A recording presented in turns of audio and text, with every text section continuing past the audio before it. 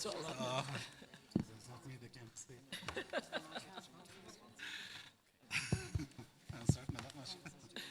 Excellent. Yeah, maybe I might make that publication.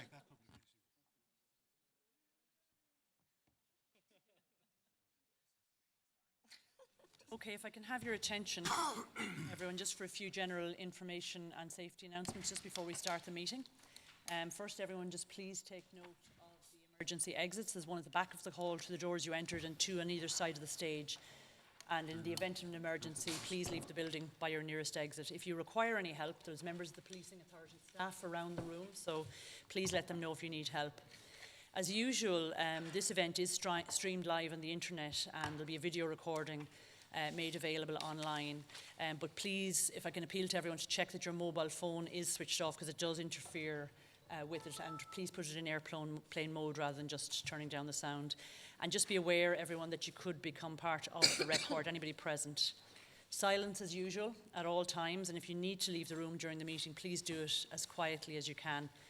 And as usual, today's meeting, it's an engagement between the authority and the Garda Commissioner, and you're present to observe. Therefore, there'll be no opportunity for anyone else to participate in the meeting. Thank you very much. Josephine. Thank you, Helen. Good afternoon, everybody. Baloir of Accordia agus Fáilte Ríist.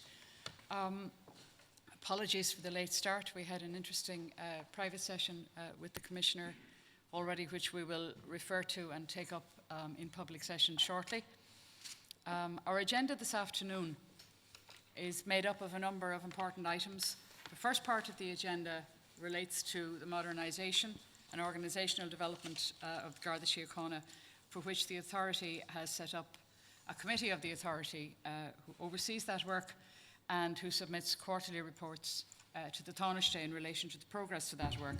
So I'm very shortly going to hand over to the chair of that committee, which is Bob Collins, to take that agenda item. Later on, we'll be talking about police preparedness, data quality issues, and the Commissioner's monthly report to the authority on the 2017 policing plan. So without further ado, can I invite Bob Collins to introduce item 13, which is measures taken by the Garda Síochána to implement the recommendations of the Inspector's report on changing policing in Ireland. Bob, it's over to you. Thank you, Chair.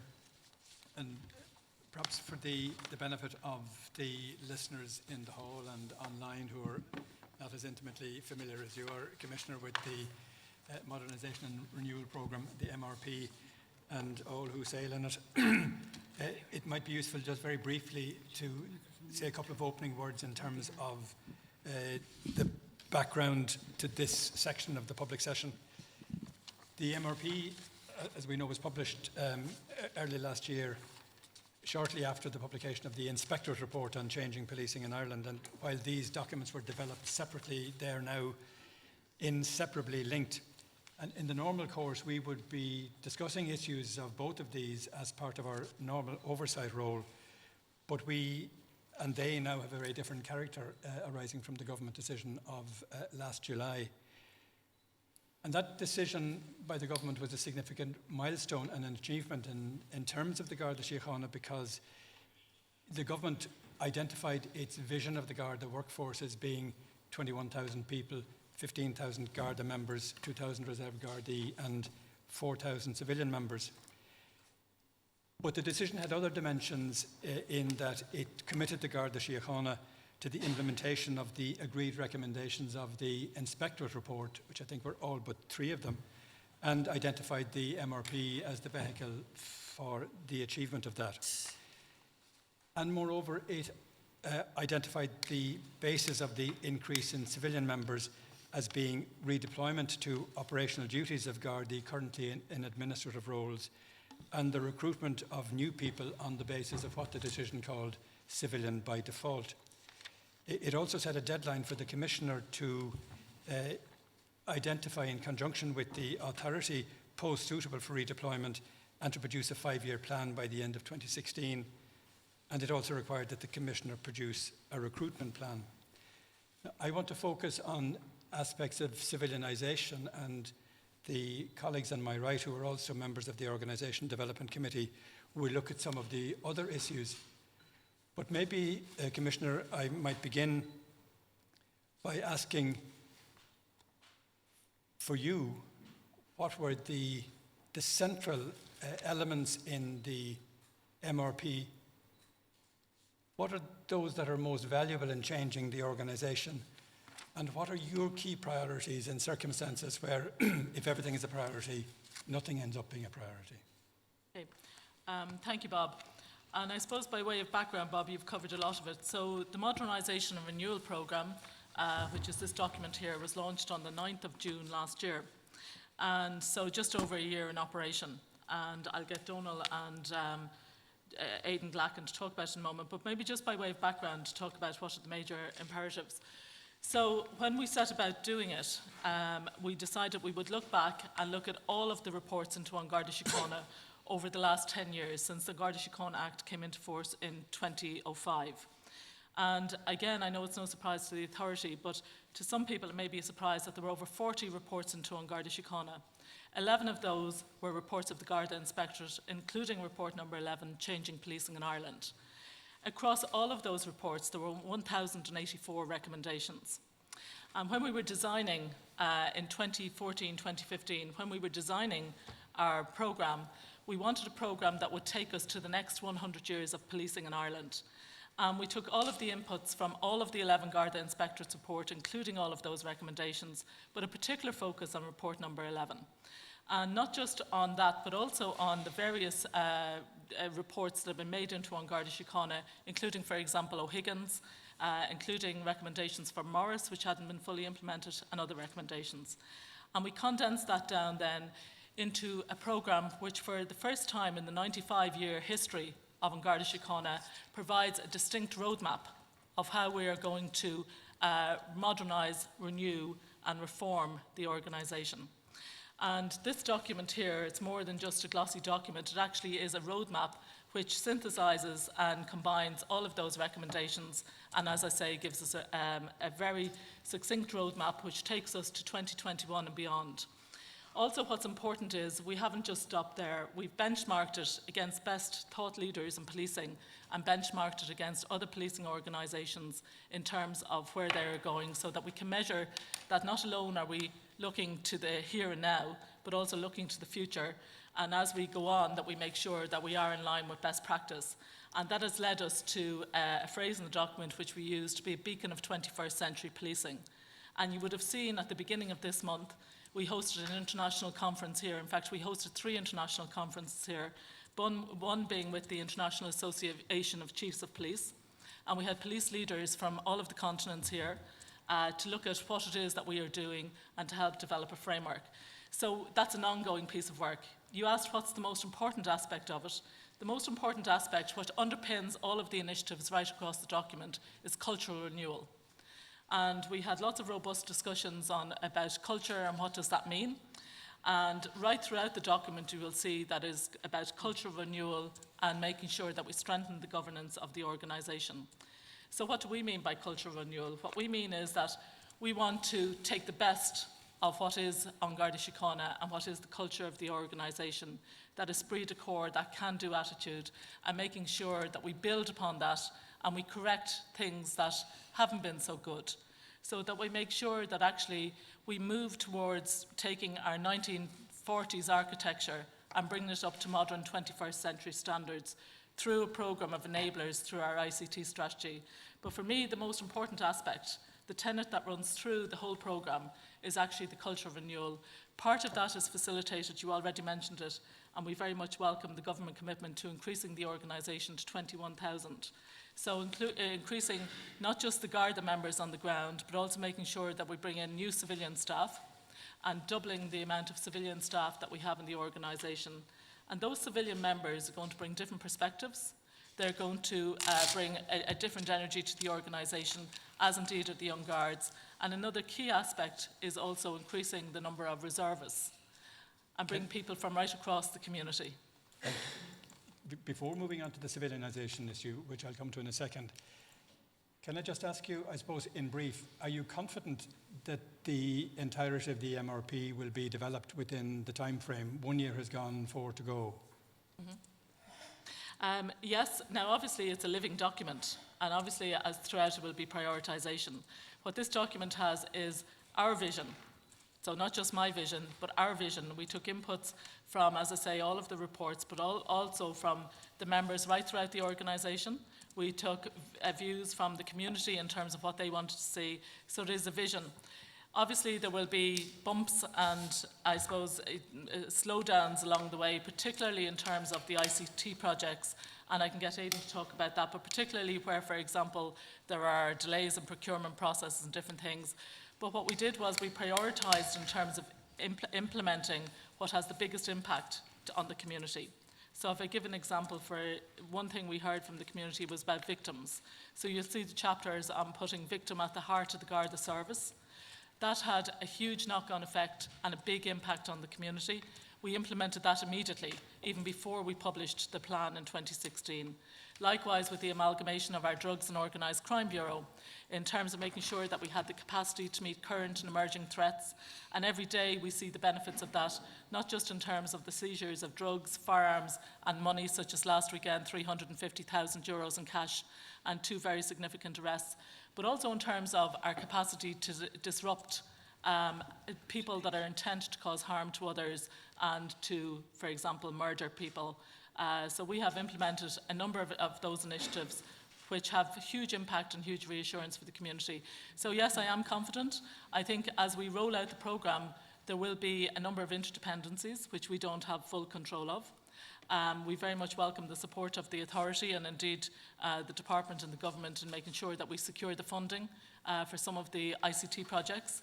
But what we are doing is continuously reviewing, reprioritising, and we have set up the Strategic Transformation Office, which Aidan has been leading out on.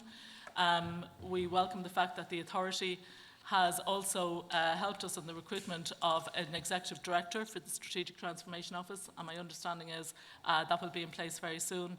So yes, I am confident, and if you'd like Donal or Aidan to talk about the governance that we have in place, we can do that too. Maybe that might flow from some of the questions from the colleagues, but if I can turn now to the very important issue of civilianisation, which is not just the recruitment of additional civilians, but it is the redeployment of Gardaí to operational areas where their professional policing skills can be most effectively used.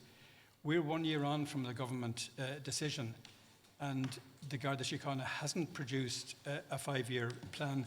There isn't a recruitment plan. The only positions identified specifically for redeployment are the 43 that were noted before the end of last December. Little action has been taken to fill positions for which sanction has already been received, and until a couple of days ago, very few instances were there of where approval was being sought for further sanctions. And it raises question as, and even those, however important they are, the minority of them were engaged with the redeployment of Gardaí to operational duties. In that perspective, and from that, looking at it in that way, that doesn't look like progress, and it seems to lack any sense of pace and urgency. And I wonder, would you accept that characterisation of it? Yes, I do. I'm hugely disappointed that the workforce plan that we committed to hasn't been produced much earlier. I think it's indicative of the lack of skill and professionalism that we have, which is one of the areas we have identified, because it's more than just about civilianisation. It's actually making sure that we have the relevant skill set and the competence in the organisation to be able to do this professionally and quickly. And certainly there are huge deficits and huge gaps in terms of particularly the support functions. So to have people in that can actually help develop those things, it's very frustrating. I want to be very clear on something that I've said from the outset.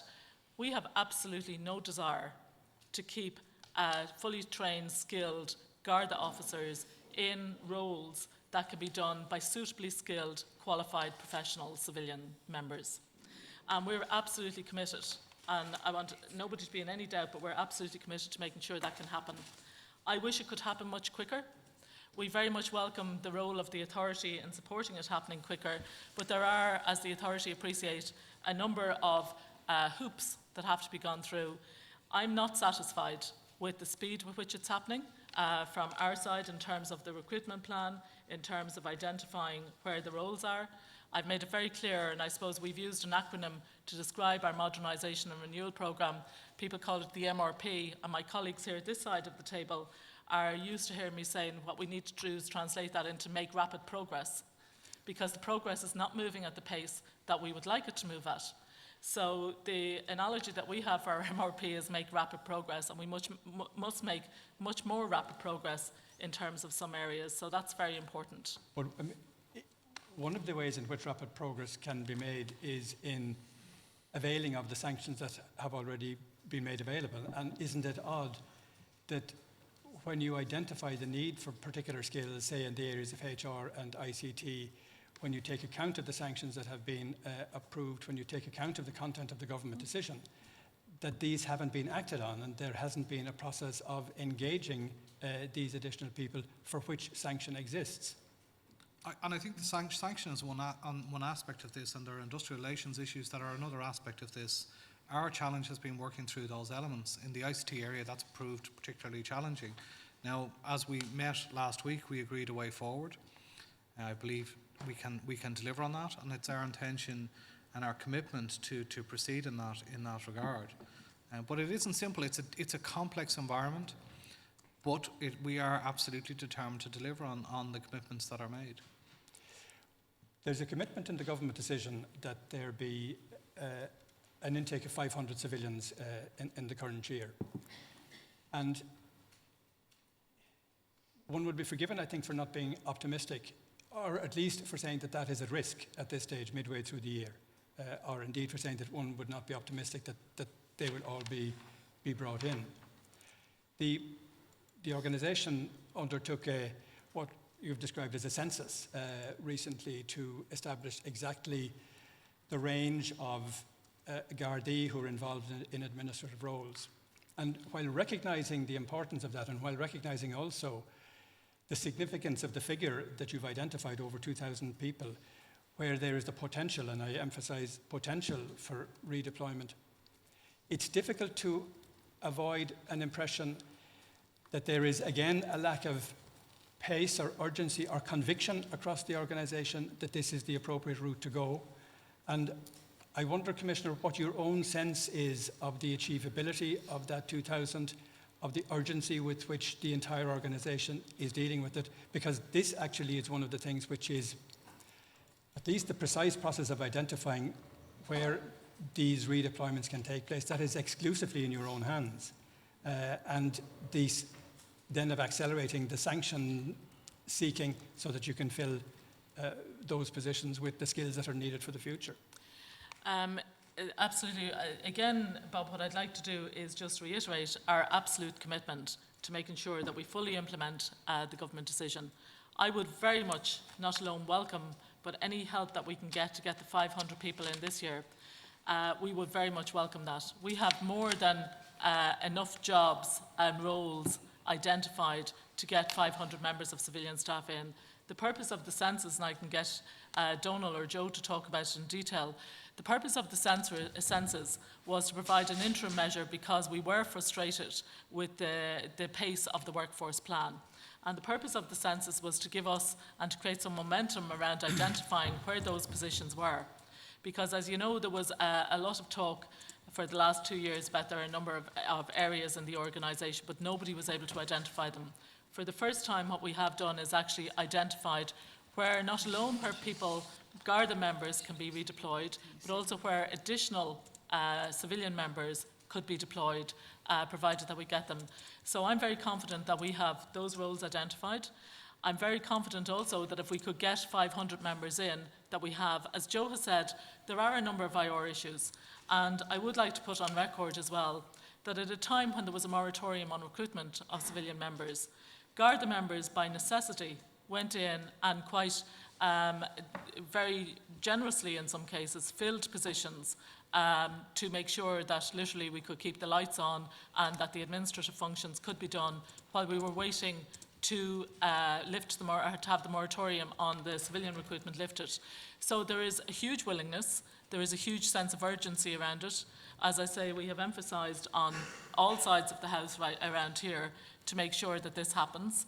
We have absolutely committed to the government decision. We have identified not alone where the roles can be, we'll say, replaced, where Garda members can be replaced with civilians, but as I say, in terms of modernising the organisation, looking at where are the new roles and functions, and let me give you some examples. So, for example, on the security side of the House, we have identified roles that would be suitable for civilian members, properly skilled, qualified professionals. In terms of the analytical functions, in terms of our Protective Services Bureau also, where you would bring people in to work alongside Garda members. We already have civilian members in our victim service offices, and these are new and very innovative places where in the past civilian members wouldn't have been in. But I can get Donald to talk about the census if you would like more detail, or Joe to talk about Just, the if I could just add on that. So Sorry, think- can I? I'm coming to the end of my yeah, time, exactly. and there's I have one to keep question that I clock want on to these ask you. guys. Maybe you can pick it up in, well, Yeah, just a quick comment. I mean, I think we're very conscious of the imperative to recruit 500 additional civilian members into the organisation this year. We're equally very conscious that a large element of that is required to provide us with the additional capacity across a range of areas to allow that to happen.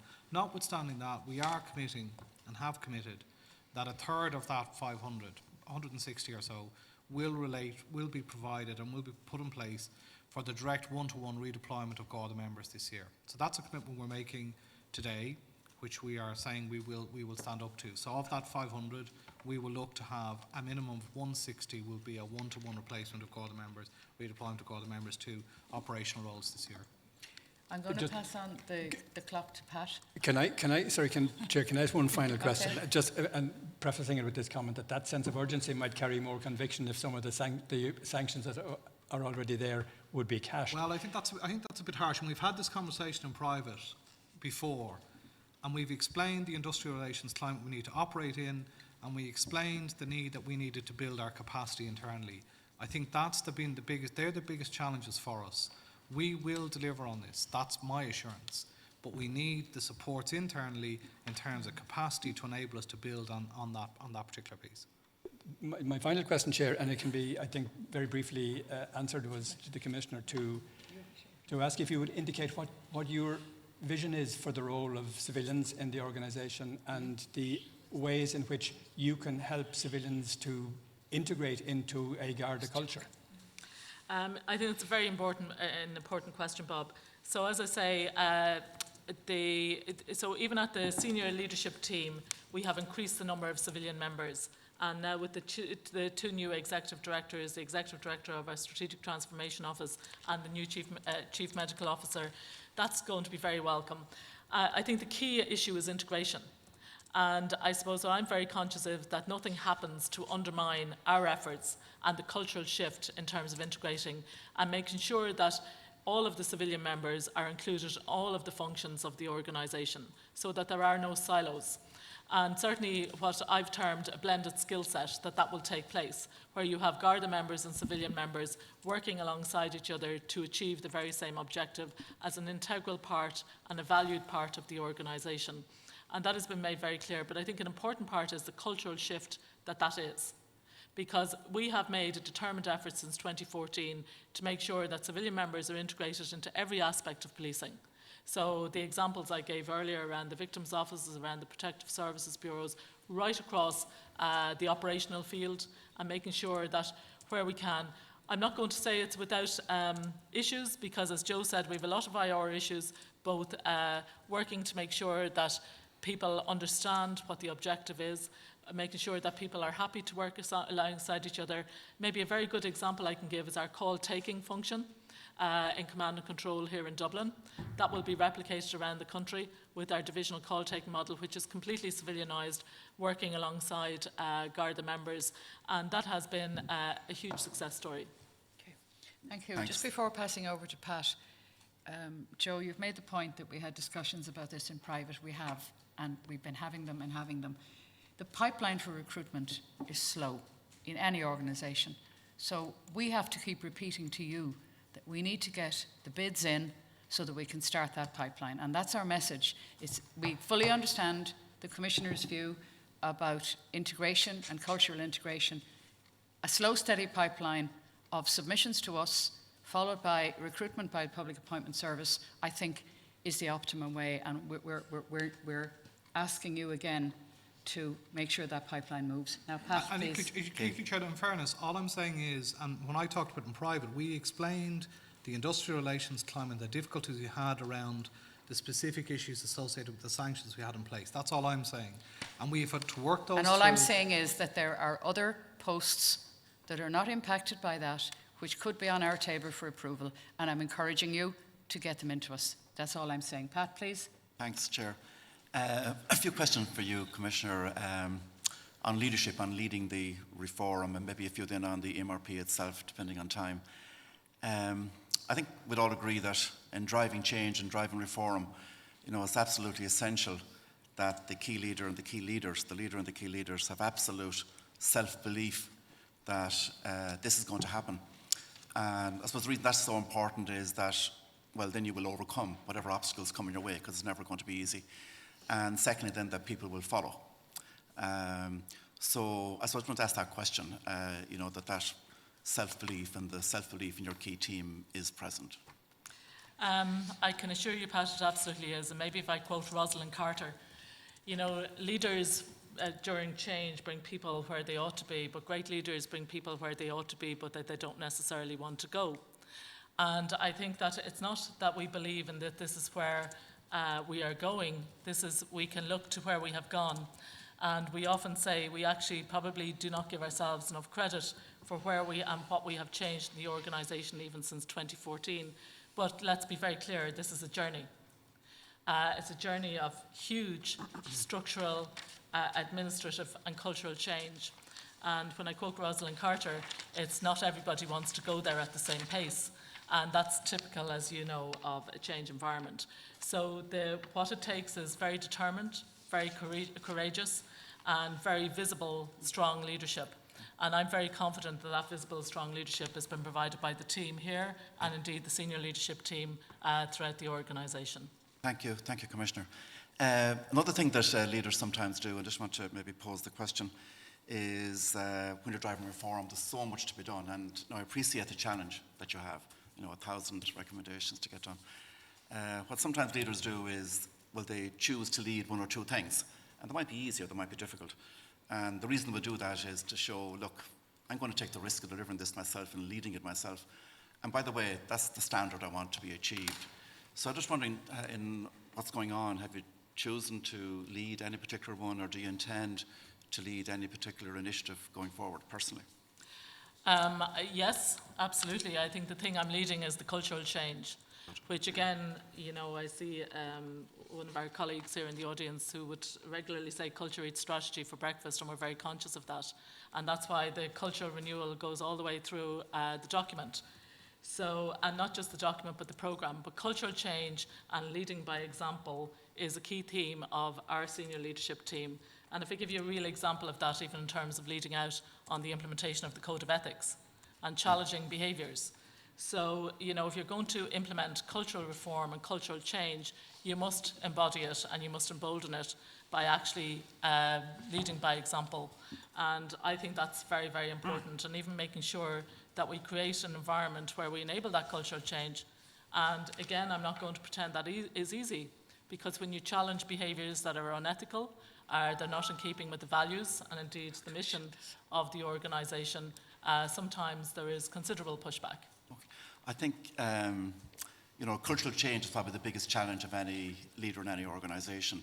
And I'm just wondering very, very quickly in a few short sentences, have you defined, I know the cultural audit isn't done yet, and that's clearly where you are now, but that doesn't stop you, and I don't think it does, or I don't think you think that either, where you want to be, what culture you want to achieve. And you did refer to it when you were to Bob, but do you have that defined in a few short words or sentences, the culture you want to achieve? I'm not sure that you can define culture, Bob, but it's the way we do things around here, and most particularly the way we do things when nobody is watching.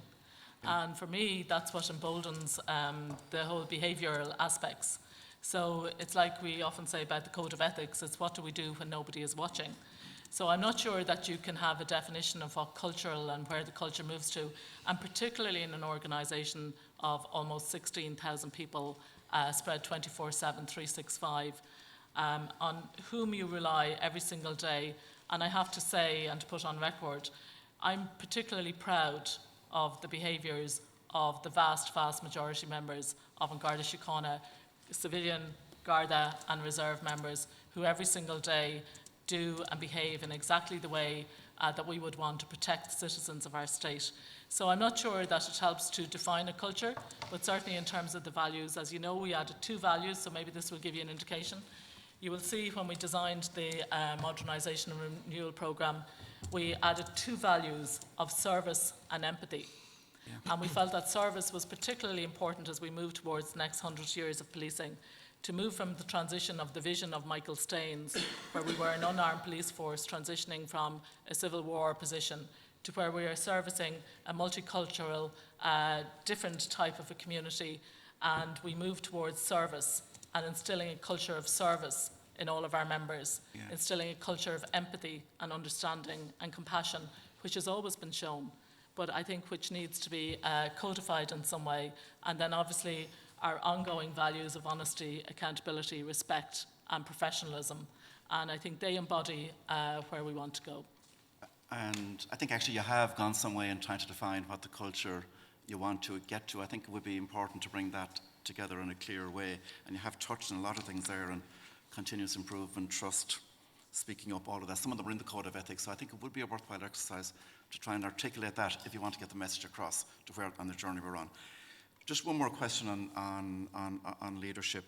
I suppose it must be frustrating for a management team implementing other people's recommendations, if you like. And you mentioned there's 1,000 recommendations there, which you have, I suppose, distilled into the MRP.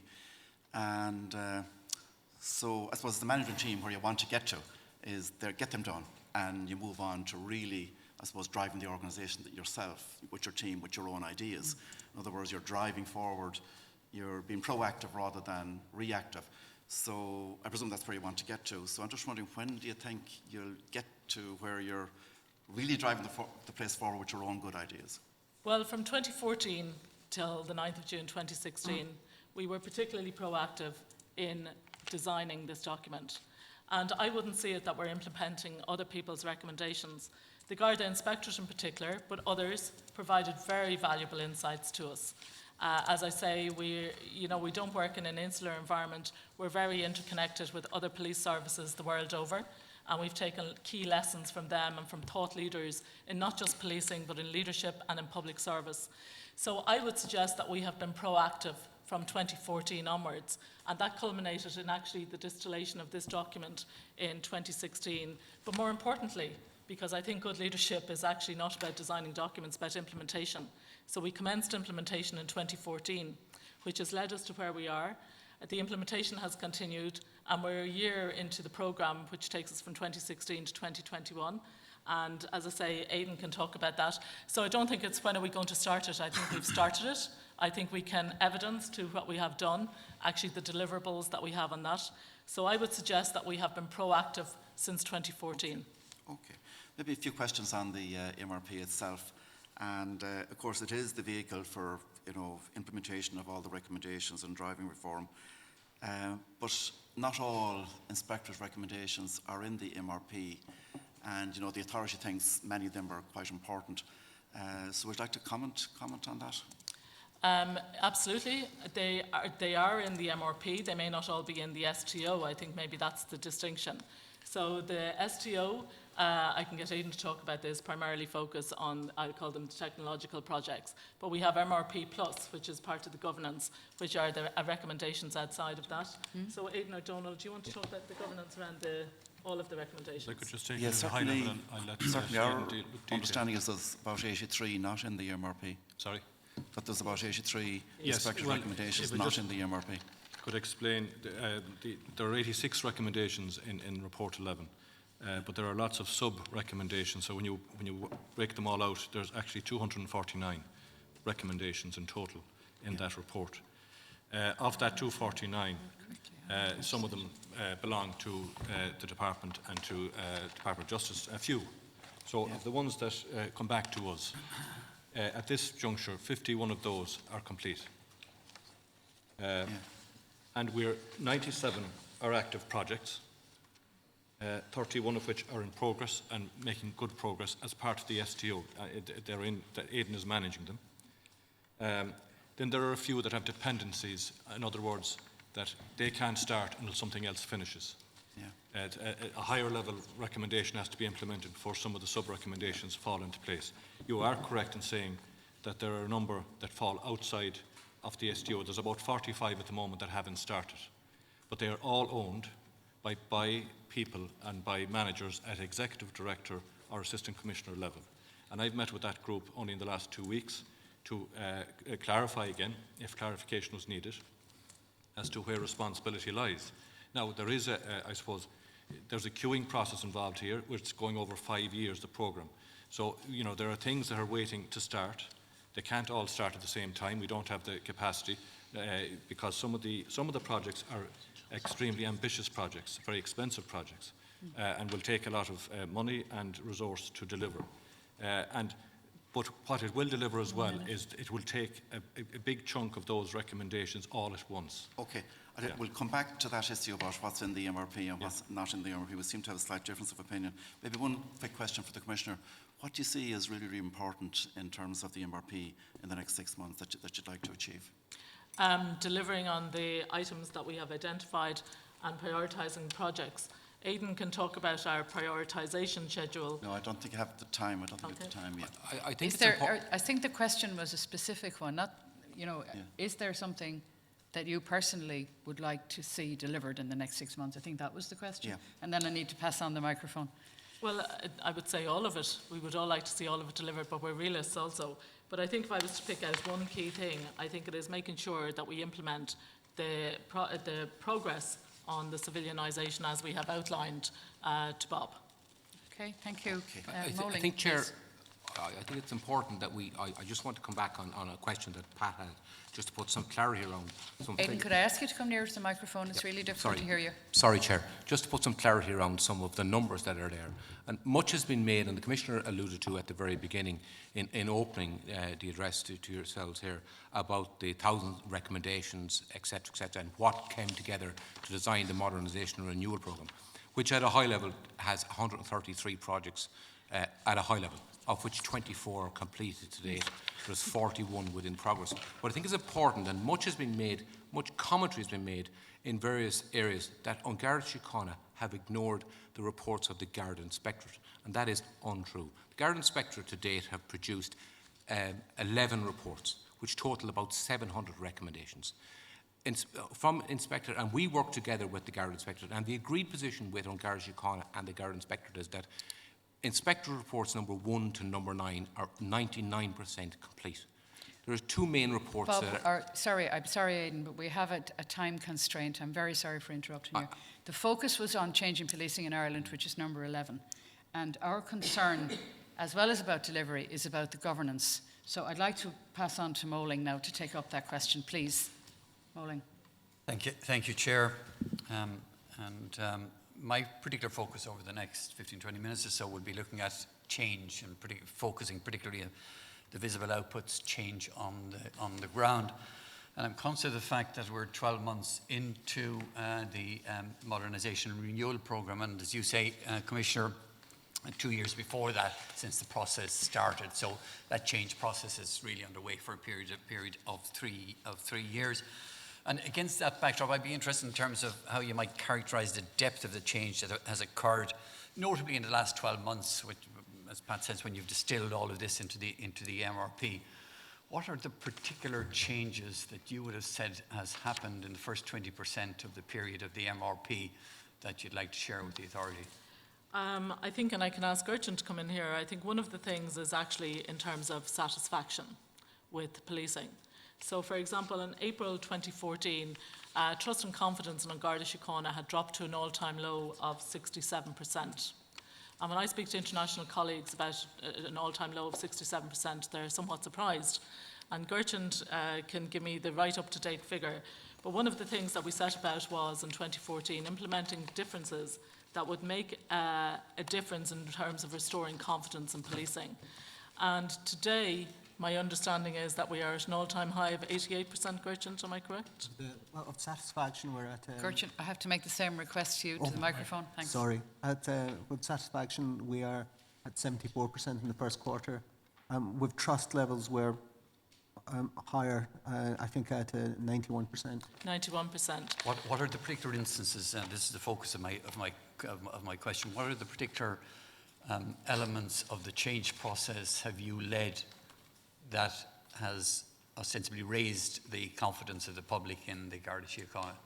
I think one of the things is actually instilling in our members and in the Garda members in particular, because 91% confidence rate in policing is very much due to the men and women of An Garda Síochána, who every single day go out and work in the most horrific circumstances in terms of protecting the community. I appreciate that, Commissioner, but I'm interested in what has happened, what different thing have you led over the last 12 months or 2 years that has led to that?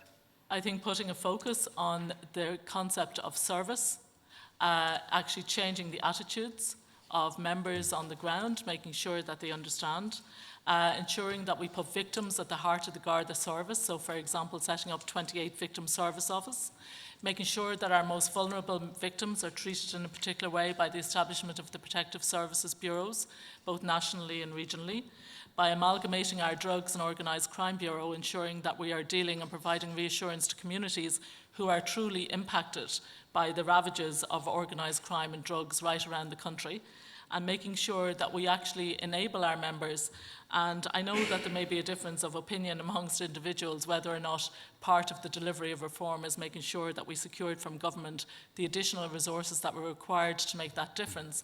But the fact is that we lobbied hard and we influenced very hard against competing demands to make sure, and we very much welcome the fact that government supported us in terms of recruiting both Garda and civilian members. And taking that earlier part, Commissioner, obviously an issue in all of this, and both yourself and Joe identified the challenges that can be faced in terms of bringing forward and some of those initiatives. Are you yourself satisfied with the pace of change? You identified the number, and the Deputy Commissioner also referred to the number of initiatives that you're putting in place. Are you satisfied against your objective of 5-year programme with the pace of change that the organisation is currently driving, or are there dangers of significant issues causing slippage, and in what particular areas are you concerned? I am satisfied, and I think it may be useful that Aidan would finish out his sentence, because actually I think it may give some indication to the authority of the enormity, and that isn't lost on me in terms of the capacity to change. And I am absolutely satisfied with the pace, but if you go to the enormity of the actual and the depth of the change that we are endeavouring to go on, it is a journey. It's not going to happen overnight. We're not going to switch a button and it's going to change overnight. We're changing an organisation that is 95 years old. It is literally like moving a tanker in the ocean. But as Aidan has said, we will report numbers 1 to 9 of the Garda Inspectorate report in consultation with the Inspectorate. Aidan, do you want to finish off on that? Because I think it gives a sense of the change that we have implemented. I think the modernisation and renewal programme not just covers the inspectorate reports. It covers our own staff service. It covers the public attitude service. It covers a whole lot of recommendations and commentary about the Garda organisation. So we've put all that together and built this programme around that, the modernisation and renewal programme. And obviously where we've come from a position where this organisation has probably been standing still because we've had 5 or 6 years of no recruiting, etc., etc. Now, if the same was to say, well, we didn't recruit teachers or we didn't recruit nurses in this country, we would have a fundamentally great problem. So policing and this police organisation has huge challenges to bring us to the 21st century. So the core tenets of this programme: appropriate use of technology to deliver better services, consistent processes and standardisation of how we do our business, restructuring of the organisation, dealing with the cultural issues that are there, attracting and rewarding people. Those are the core tenets of this programme. They are a key issue in all of this, and refer to the figures that Gertrude also mentioned a moment ago, is the impact on the ground in terms of your Gardaí on the beat. And I'm conscious, for example, in your modernisation and renewal programme, You noted specifically on the internal survey at that stage from Garda members who included low morale, the need for ongoing training, transparency in promotion process, availability of resources and budget constraints and so on, interaction from senior managers with the people they work with at all levels. This is directly from your MRP. So what I'm really interested in asking about is whether the changes that you've initiated and the progress that you may have made is consistent with the expectations of the people who are delivering the service on the ground. And that's why, and maybe linking it back to Pat's question, that's why the culture audit that we have just recently tendered for is actually going to indicate to us whether that has achieved it or not. So our own in-house staff survey was actually to give us a baseline. The implementation of the culture audit, and Gertrude can update on where we are with that, is actually going to allow us to evaluate and measure what the impact of the changes that we've implemented, how much have we met. So if we give you a small... Or indeed, how much you have, the distance you've got to go. Yes, absolutely. It will provide us with the next baseline, and it will provide us with the next measurement that we need to go from. So, Gertrude, do you want to give an update on the culture audit? I mean, we're more or less ready to start. I think we just need to receive the final sanction from the Department of Public Expenditure and Reform. We've already met with the contractors and kind of pre-meetings, pre-kick-off meetings. So we are more or less ready to go. I think one of the things that we want to build in to our cultural audit is this benchmarking notion of not only where we are, not only where do we compare with other jurisdictions, but also where do we want to be. And if we look at the modernisation and renewal programme, there is a set of behaviours and set of cultural characteristics which are kind of mentioned in there. And that's what we're building into our cultural audit. So in the sense of, you know, the modernisation and renewal programme is very clear about being an open organisation, being a listening organisation, empowering people where there's equality. Within that, there's kind of clear notions about having strong visible leadership, accountability, having a culture of innovation, culture of disclosure. When do you expect to have the audit completed? I know that it's almost ready to go. Well, it's dependent on the sanction. As soon as we get the sanction, we're ready to go. And it will so, take how long? We're hoping to get, at this stage, we're hoping to get the survey finalised by this year. Now, we wanted to do some additional deep dive kind of work in terms of focus groups. I think with the delays in trying to get the sanction this year, that might be pushed into next year. But certainly, I'm hoping that we will get the survey done this year. Thank you, Kirsten. Can I pursue that particular line for just a moment, Commissioner, the issue of the impact of your change initiatives on the front line? And in your concluding chapter, you stated central to the success of that's the concluding chapter of the MRP. You said that central to the success of the programme will be the support of all members, staff and reserves in An Garda Síochána, and we will take every opportunity to ensure everyone understands what is happening and why, and their individual and collective roles in ensuring goals are achieved. What have you done to do that? We have done a number of things. So we have a communications plan, obviously, and much more than the communications, what we have is actually gone out there and spoken to people right around the country about it. I suppose, again, we've had a huge deficit, as you know, in terms of leadership. We're very much welcome the fact that the chief superintendents, and again, part of the commitment that we had in the MRP was to more transparency in the promotion process. We very much welcome the fact that the authority have taken over that.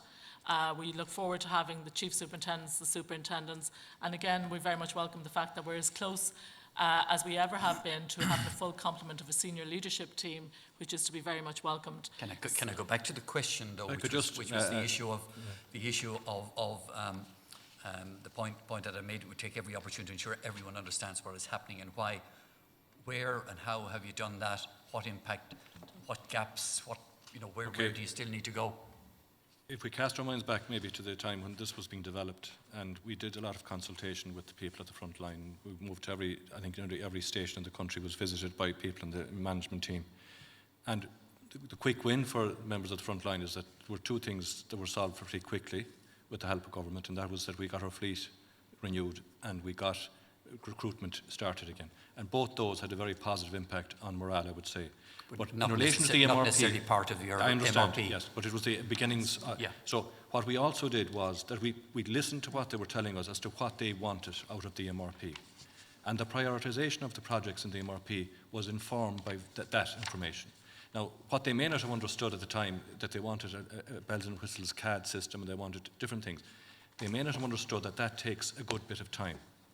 So in order to, I suppose, manage that expectation, we have a communications strategy worked out, which goes on a regular basis by bulletin and etc. to all of the stations and to email accounts of every member of An Garda Síochána.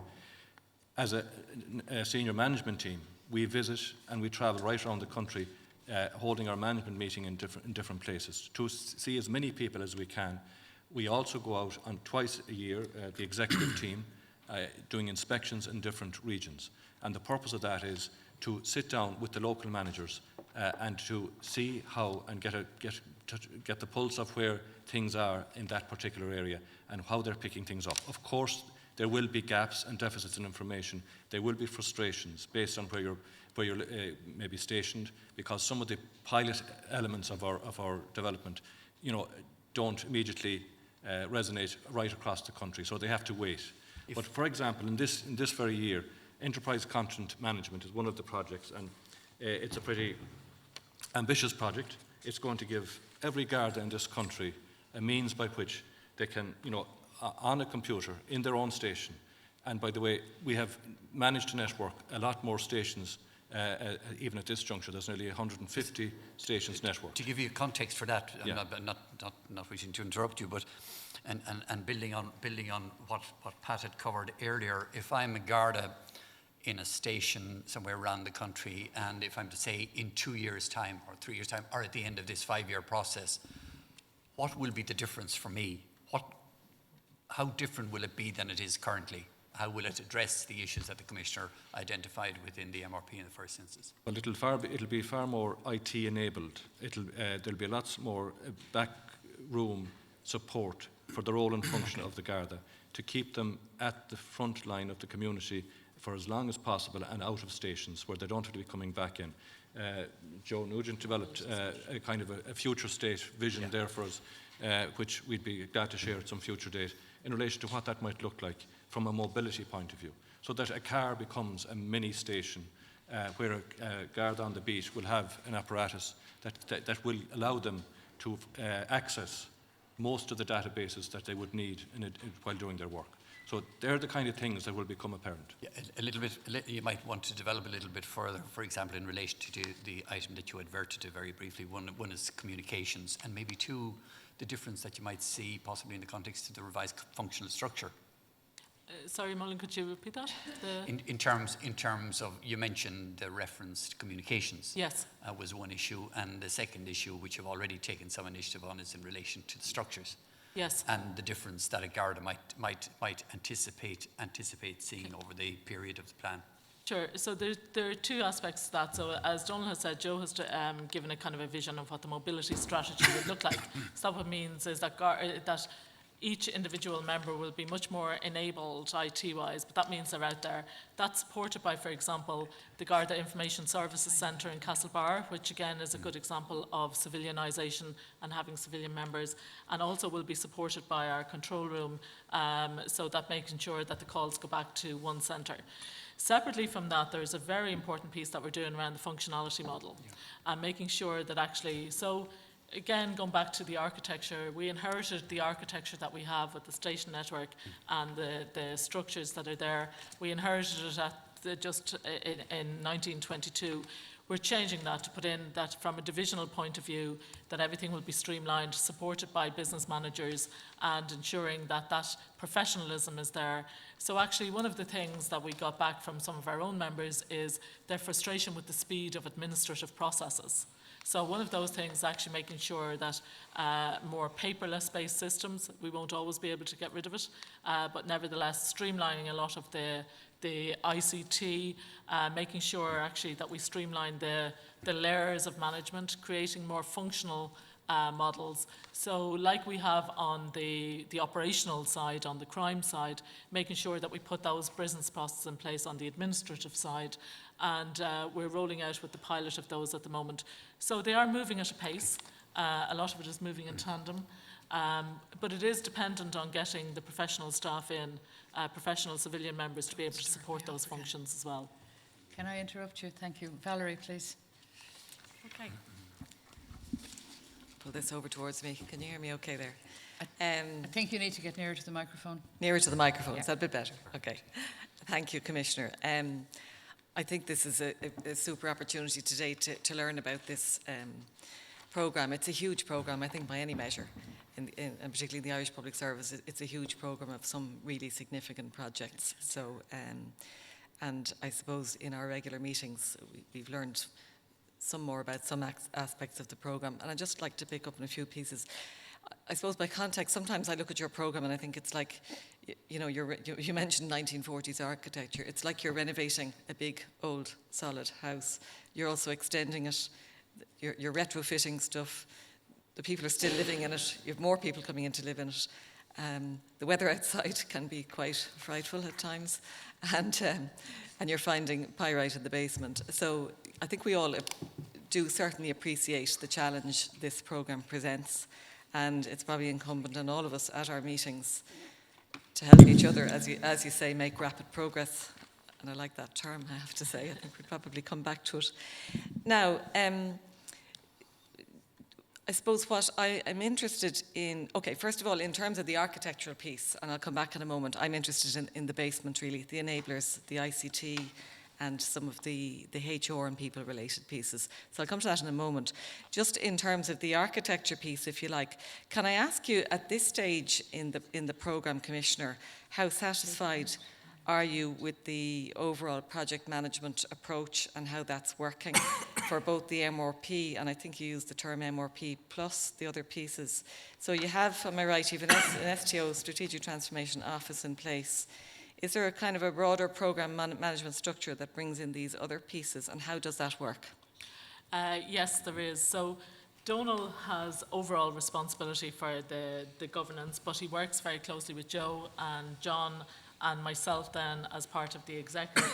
So I can get Donal to talk through the architecture that we have in place to manage all of the MRP projects, and maybe also one thing that we have identified and shared with the authorities. So the need to have a one plan is what we're calling it, and to make sure that everything is cited on, I won't say one page because there is so much, but actually a one plan, that everything is there, because we do recognise the fact that the MRP is all encompassing. So all of the projects are there, but they may be articulated in a different way. So actually bring them together in the one plan. But Donal, do you want to talk about your architecture? Yeah. You mentioned the project management aspect of it. Mm-hmm. And yes, at the moment we are looking for more help in that space because we're starting to ramp up the intensity of the programme at this stage, and we do need to bring more people on board for sure. And that's there's progress being made in that space as we speak. And next year it's going to become far busier because as I think years 3 and 4, a lot of projects are going to start coming on stream. But as we built our capacity over the past 12 months, we have organised the delivery of these projects into 4 programme boards. So I'll just call them out: National Policing, National Security, Community Safety and Cross-Organisation.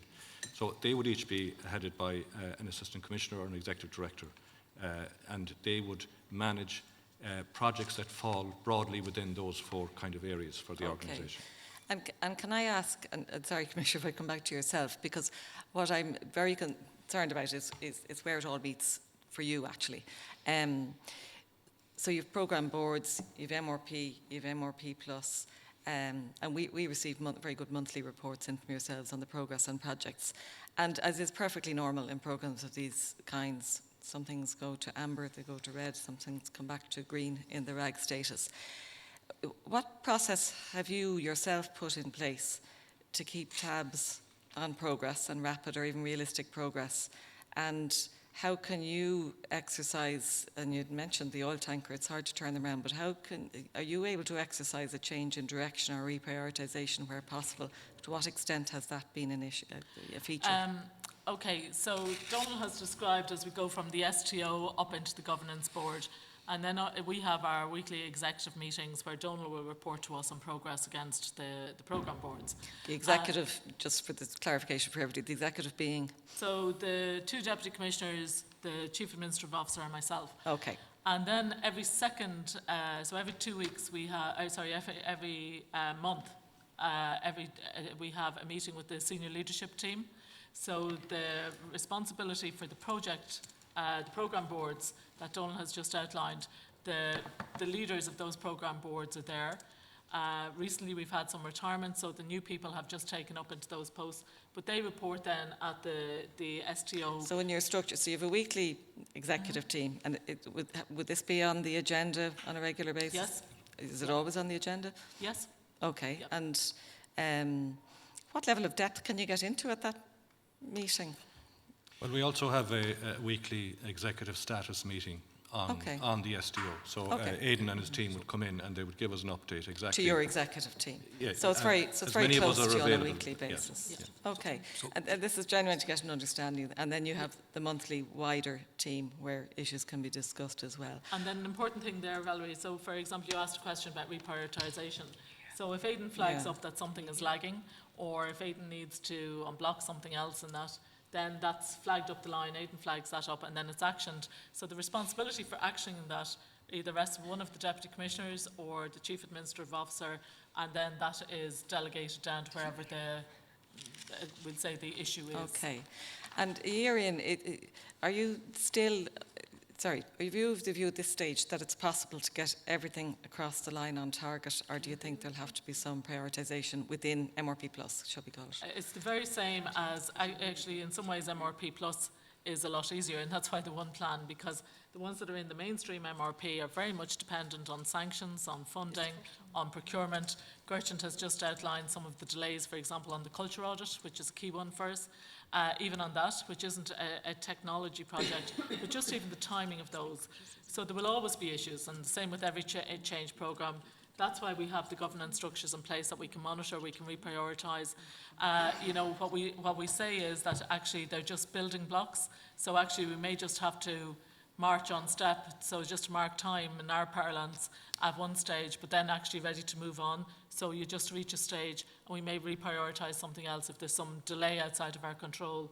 So that's where Aidan and Donal and the team come into play. We get very useful reports, and probably similar reports you get yourself. So I think, you know, there are indications, and it's normal in a programme like this, that there are some capacity issues in some areas. Are there particular areas that you're concerned about? And the areas that we've sort of seen are maybe ICT capability and skills mix, training. Our biggest concern at the moment would be the training area, yes. Okay. Many of the initiatives would have a training component. So having made the investment in ICT, having done all of the other work at a certain point in time, for example, I just mentioned enterprise content management, that will involve getting people in front of their computers to get some knowledge as to how that system works. And training is very expensive. And training is under huge demand at the moment in the organisation because of the recruit training has recommenced. So the college is very busy at the moment. However, what we have done is we've gone back to our continuous professional development network. We have increased the capacity in all of that network, and we'd hope that by the end of August that all of those schools will have the capacity to deal with our training demands for this year. No. Okay. We had a very useful, as you know, session in the college, and while I know there isn't I don't think there's a formal training strategy document, there was a great sense of the strategic approach in training and use of more efficient methods and all of that. But the issue still came through, even I think if you parked MRP, that for normal operational support there are competing demands, and it's hard to fulfil the needs. So, Commissioner, maybe back to yourself. Where in the organisation is the decision apex on the priorities around training, since that's going to be so important in determining the success and the rapid or degree of progress? So we have a training governance board, which is chaired by John Toomey, who we explained to the authority earlier, can't be here today. So John has responsibility for ensuring that actually the prioritisation of training, because as you say, we have competing demands. We have competing demands across a number of areas. And as Donald has said, we're very conscious of the impact and the abstraction costs on us in terms of bringing people in for training. So we have devised a number of new methods of training. John, in consultation with us as the executive, he will report to us just as Donald does on the governance of the STO. John reports to us on the training governance, if there are issues or competing demands, and then we agree a reprioritisation. I'm just watching the clock here, so I'll try to make some rapid progress here. And I think the training piece will be an ongoing theme, and we'll come back to it. Training is one issue, and each member of your executive team and of the senior management team obviously has their part to play in all of this. Are you satisfied that the roles they have to play in delivering to the MRP are clearly defined and set out as personal performance objectives for them with times on them, and that it will be sufficiently flagged up to yourself if there are risks, because there will be, to delivery on any individual parts? And I don't really want to hear about program governance boards. I want to hear about individual responsibility across the team. Just to come to your point, Valerie, and I think I'm not getting into the process piece because it will bore everybody to death. But there are, as I meet with the executive on a weekly basis, so we raise the risks, the issues, what are the dependencies that are required. And there's a lot of juggling to be done in terms of the ICP, keeping the lights on, the training piece, the finance piece. And accommodation is an issue. Accommodation for guard is an issue that's coming up regularly. And you know, Aidan, the way, when there are all these pieces, yes, and everybody's responsible, you know, sometimes nobody's responsible. And I'm coming to your point in that to win the All-Ireland, everybody needs to be doing their bit together. So in each project, there is somebody at the senior leadership team, at either executive director or assist commissioner, who has strategic responsibility for that project. So there is a business owner who is the subject matter expert in the project, who informs the business piece. But there is that upper level, outside of the programme boards, who has responsibility for a project or a number of projects, and they're personally responsible as a sponsor for this project. And I suppose for all of you, in your performance management framework, are these up in lights objectives that people are really pressurised to meet? And maybe before you answer that, what happens when operational pressures compete? Which wins? Well, obviously, the PALF system is just starting to roll out, and the training is ongoing. So, yes, of course, that would be a central plank of any PALF system, that where responsibility is given at that high level. That would be something that you have to measure against. I mean, at a senior level, I would presume you don't need the rollout of PALF across the whole organisation for you to be operating as senior managers, and you have your objectives and you have your discussions. So, Commissioner, are you satisfied that? I suppose, can you satisfy us that you're sufficiently personally engaged to know if any of your executive team or senior management team is having difficulties in delivering to their piece of the jigsaw, and that you can do something about it?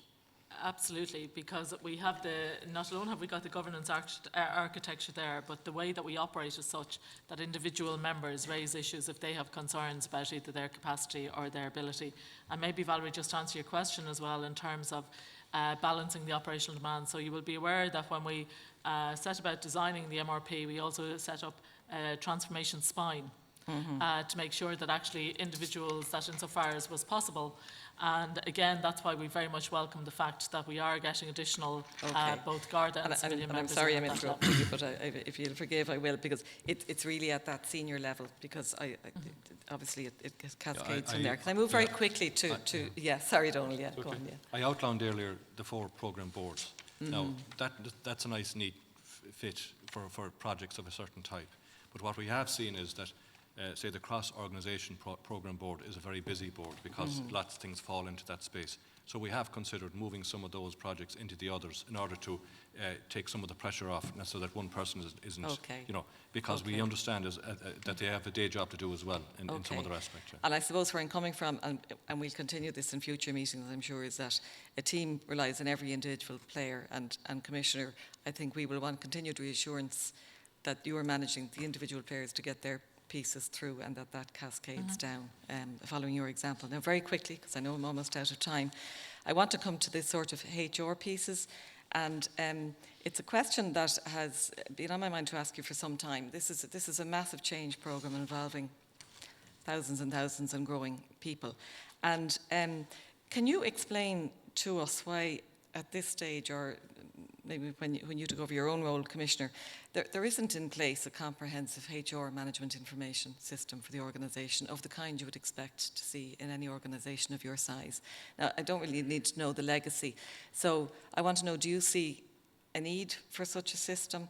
And what have you done to bring this forward? Or have you had costed business cases put to you for such a system?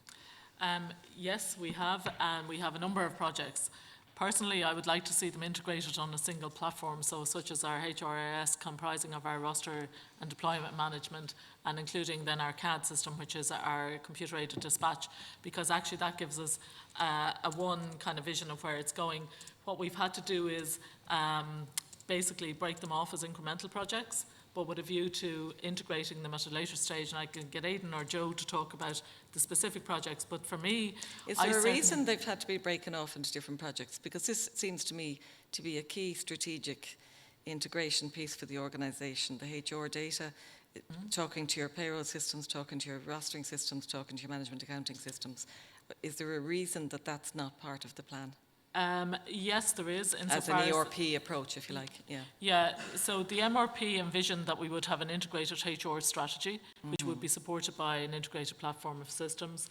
The advices we had were basically to go for the HRIS, the Human Resource Integrated System, the CAD and the rosters and duty management. Joe, do you want to talk about those? I think one of the other aspects, Valerie, that we need to consider is how should HR services be delivered within the organisation, and that's been identified as a key priority to work out the operating model for HR within an organisation that is of our size and of our geographic spread.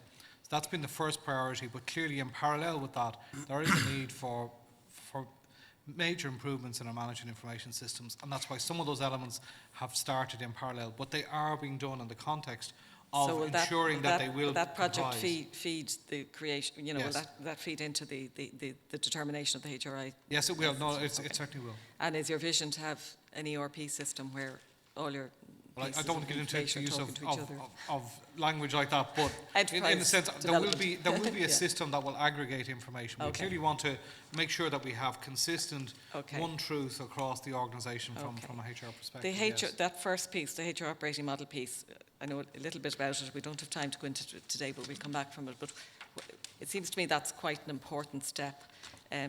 Is that on target, and when will that be complete? No, it is. I mean, I think there's a procurement underway. To the best of my knowledge, the return for assistance in the professional advice in this area was due today. I may have the date to tell you tomorrow. Okay, so it's making progress. So we are making progress on that. That's correct. Okay. One very final question. Have I time? Yeah, one very final question. Joe, you mentioned IR issues, and we all understand that the world of staff relations. What's often not understood is that some of this is, if you like, legal, that there are matters that actually affect terms and conditions and need to be legally negotiated through conciliation processes. To the extent, and I don't want to go into any detail on this, to the extent, though, that there may be issues in MRP which need to go through conciliation, maybe both yourself and the Commissioner, are you satisfied that that agenda is teed up for the conciliation process, and that the staff representative associations are suitably aware, will be aware in a timely manner, so that you can make progress quickly in those areas? I think Donald can talk to the detail of this, but there are perhaps Valerie, just to come back on that point, and it goes to Molig's point about communication. And we've established a communication network of 1,000 people right across the organisation of all ranks, grades, whatever. But from the very beginning of this programme, we've had a quarterly meeting with the executive of each union and association per quarter on programme progress. When we get into each individual project, we then have a similar project information consultation and briefing with that. And we have all of the unions and associations as part of that, so they're part and they participate in workshops and user groups and whatever. So all of the members right across all our staff associations and our unions are bought into the modernisation and renewal programme. And I'll say this quite openly, and we'll raise issues where issues are need to be raised. And we will deal with whatever issues are dealt with and provide that feedback to people in an open and in a frank way.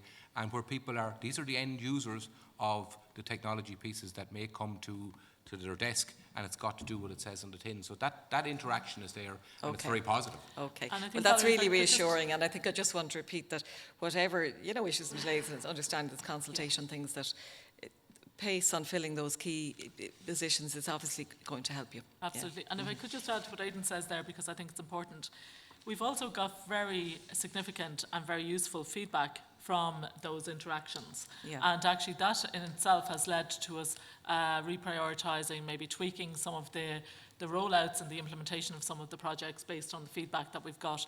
So that's a very important mechanism for making sure, back to Moling's question, that actually things are being implemented in the way that they're working on the ground. So we've implemented, even outside the MRP Plus part, we've implemented initiatives, and then the feedback that we get from the ground is they're not working exactly in the way that they were intended. So that allows us then, at a very early stage, to tweak it.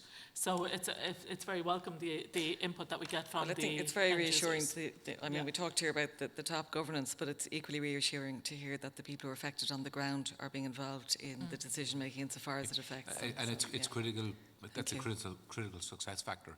And we, post-introduction, we do a stabilisation period, we will measure that, we will adjust as we need to as we go along. And that methodology is moving so far, but it's, there will be hurdles. We will have to cross those hurdles. Thanks, Thank you Aidan very and much. Valerie. We look Thank forward you. to more. Thank you. Before we move on to the next agenda item, can I ask any of my colleagues that have a question? Maureen? Can you hear me? Is that okay? Yeah. Okay. Commissioner, I just want to go back to the civilianization issue. I think it was discussed thoroughly, but it's key to cultural change, to skill mix, and certainly to getting more frontline resources of guards out on the street. In your report to us this month, Commissioner, you said that the capacity of the guards to recruit and accommodate the number of additional civilian staff is the first challenge in meeting the target and that's the target of 500 for 2017. So I have two questions.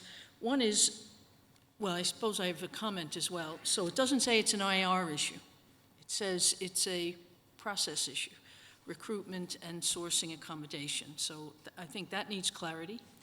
Secondly, do you envision that 500 new civilians, per the minister's request, will be met by the end of 2017? And thirdly, who now holds responsibility for overseeing the implementation of civilianization? Okay, so if I work backwards, Maureen, Yeah. maybe that would be helpful. So first and foremost, obviously the executive, but Joe has line responsibility for overseeing at a strategic level Yeah. the implementation of not just the civilianisation piece, but the recruitment of both the Garda civilian and reserve members. And then obviously that is delegated downward. You're perfectly right, it's not an IR issue, that's not what we were flagging up. What we were flagging up was what you have identified, a process issue and an accommodation issue. And that relates to, obviously we have a building programme which has been rolled out in tandem with all of this. Something that we flagged up going back to when the government decision was that there is a capacity problem even in terms of accommodation in the first, I'm working backwards. But, so for example, the station network that we have around the country and even the better stations, as we move from 15,000 to 21,000 people, there are literally accommodation issues. And particularly when it comes to some of the structures that we want to put in place. So, for example, the divisional functional model, what we have done is identified areas where that is less of an issue. We've prioritised those, so where we can know we can accommodate people. So we're working very closely with Joe, it comes under his area of responsibility as well, in terms of our estate management. We have flagged up those issues. In the building programme, we have identified the additional capacity requirements to be able literally to house people in them. We've identified the various, obviously there are other infrastructural requirements as well, depending on the functions. In terms then of the capacity for the recruitment, that links back to the workforce plan. And the fact is that our HR department is what I would call, in old-fashioned parlance, a personnel department as opposed to a HR department. So the capacity within HR, as we know it, and I think comes back to Valerie's question and Joe's response, our HR services needs to be redesigned and redeveloped in a very different way. Okay, and so, Commissioner, the bottom line on meeting that target this year in 2017? Yes, Joe, do you want to take that? Yeah, I mean, subject to availability of individuals, yes, I'd still remain confident that we can achieve Okay, that. so you don't envision these being constraints that can't be overcome? No, Okay, no, that's fine. That's Yeah. just, I think, what I was right. looking for the Thank you. reassurance. But Maureen, I think to be clear, they have to be worked through insofar as that the reason that we have prioritised the areas that we're going to do is to make sure that we mitigate those risks, and that's why Joe is prioritising in the way he is. Okay, but it's now almost July.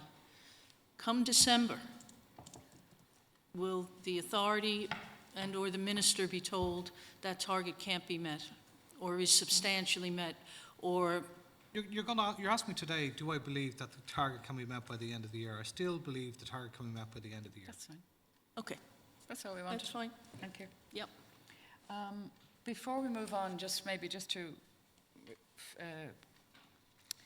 close down that agenda item, maybe I might just make one or two observations.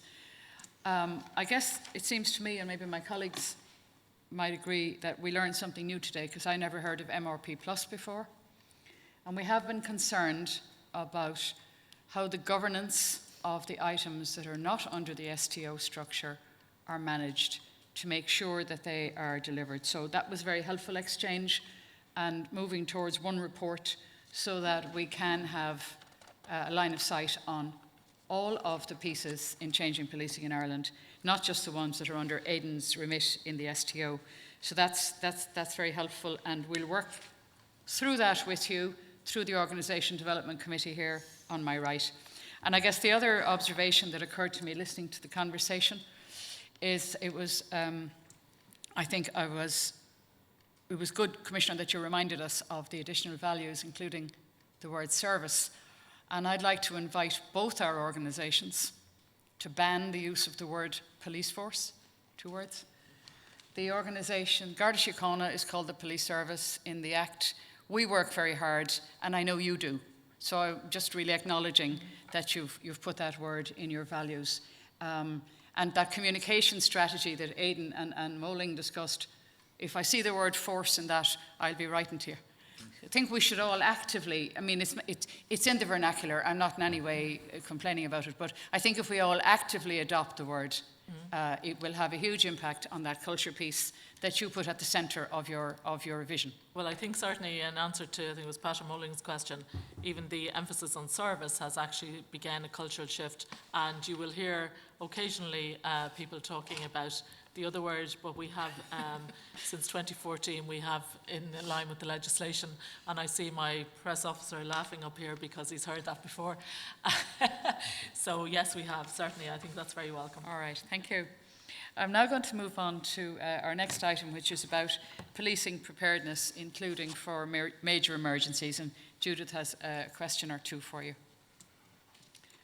Thanks, Chair. I think we're all very conscious of recent events in neighbouring jurisdictions, but I want to make it very clear that the focus of my question is on our remit as an authority to oversee the 2017 policing plan, amongst many other things. But the public would understandably want to be reassured regarding your organisation's preparedness in the wake of recent events, in particular the Grenfell Tower tragedy.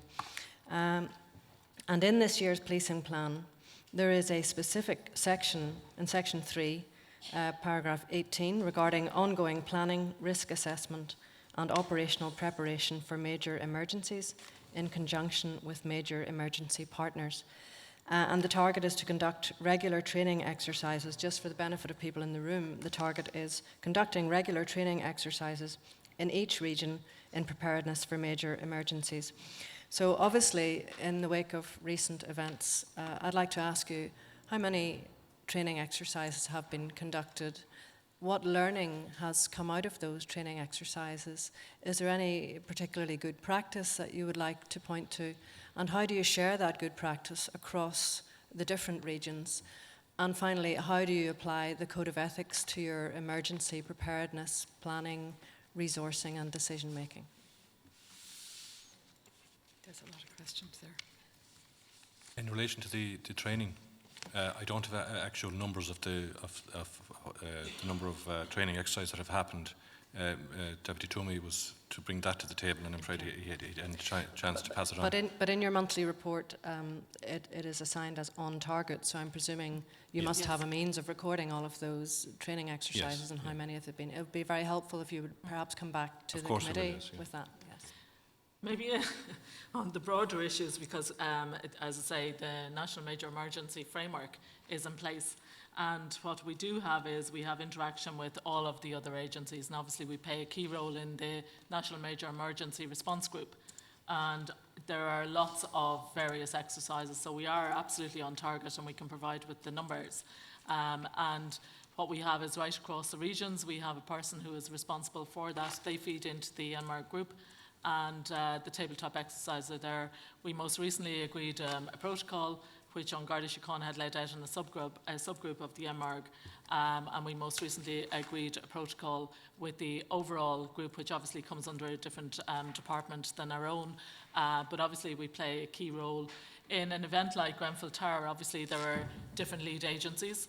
And in something like that, obviously, will be the fire service to deal with that. And our role would be around traffic management, making sure that people can be evacuated in time. Well, perhaps we can continue the conversation at the committee, because obviously John would have perhaps more detailed information than you have and today. I suppose it's probably important by way of reassurance. I know we had a discussion in private as well, so I think we've shared a lot of information with the authorities as well, but happy to come back with training exercises. Yeah. But I think it's also important that you're not only, and you will know this better than anyone, not only conducting tabletop exercises, but actually going out there onto the ground and seeing how things work in terms of interoperability, etc., between the various agencies. Because tabletop exercises are one thing, but doing it on the ground is another. And of course, there will always be unforeseen issues that will arise. It would be really helpful to have a further discussion around this. Yes, yeah, and that goes on all of the time between the various government departments. Thank you. I think the final part of that question related to the Code of Ethics.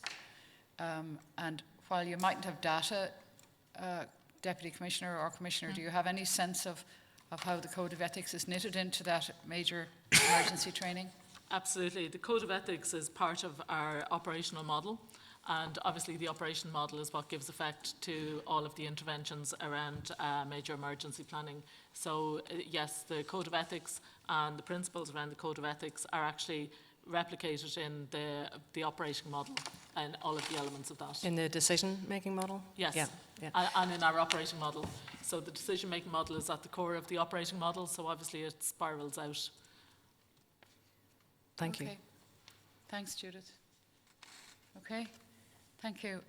I want to move on to data quality. And first of all, if I could just say that we got a very helpful note from Assistant Commissioner Finn in response to a request from the Policing Performance Committee. And I just want to register that we got that note. I don't plan to discuss it, but it will be taken up in the committee at its forthcoming meeting. What I'd like to do to make maximum use of the time is I'd like to focus this item on the interim report on the MAT issue and also on the homicide review. So Maureen is going to begin by asking some questions around the mandatory alcohol testing and FCN interim report. Yes, thank you. We received your second interim report on those two items, I think 3 days ago. And the final report will be earlier than projected, which is very welcome. It's cited now for the end of July.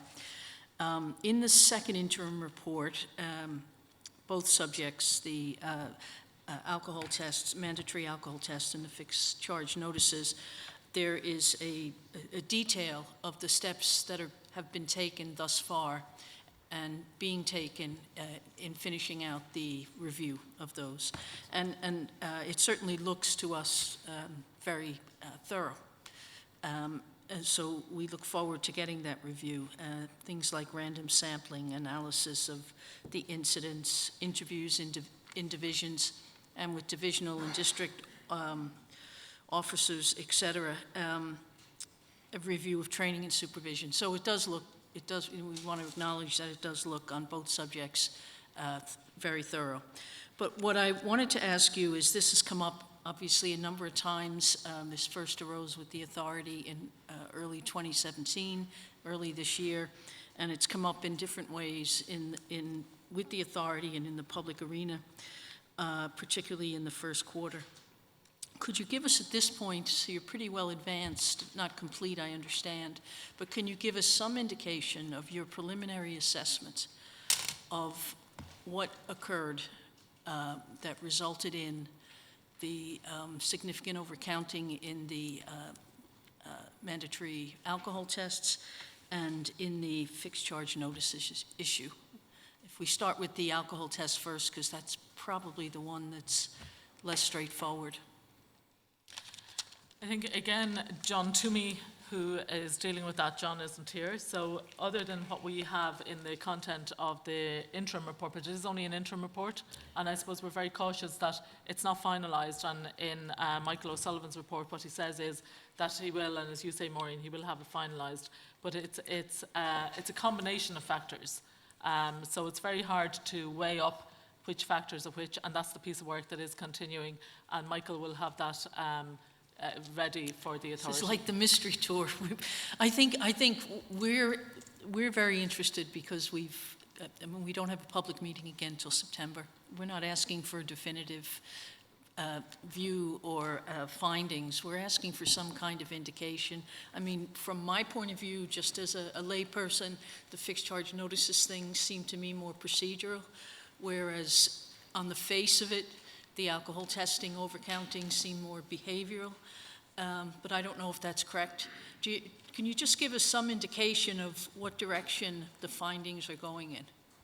Well, in relation to the FCPN, you're right. It was a case of people taking the wrong option with regard to misunderstanding in relation procedural. to procedural matter. Yeah. Yes. The other, it's a recording issue. I'm sorry, can you speak up? In relation to the maths, Yeah. I would say it's a recording issue, a recording by individual members, or let it be through our JISC system. So it's how things went on the system. It's a recording issue, yes, but it's behavioral. Behavioral, exactly. Yeah. So as my understanding at this juncture is that there are different components to that, right, which haven't been fully explored at this time. There are different components, yes. Okay. I think it would be helpful when we get your report if you could also, in summary, outline the steps that are being taken, have been taken or are being taken so that this doesn't happen again.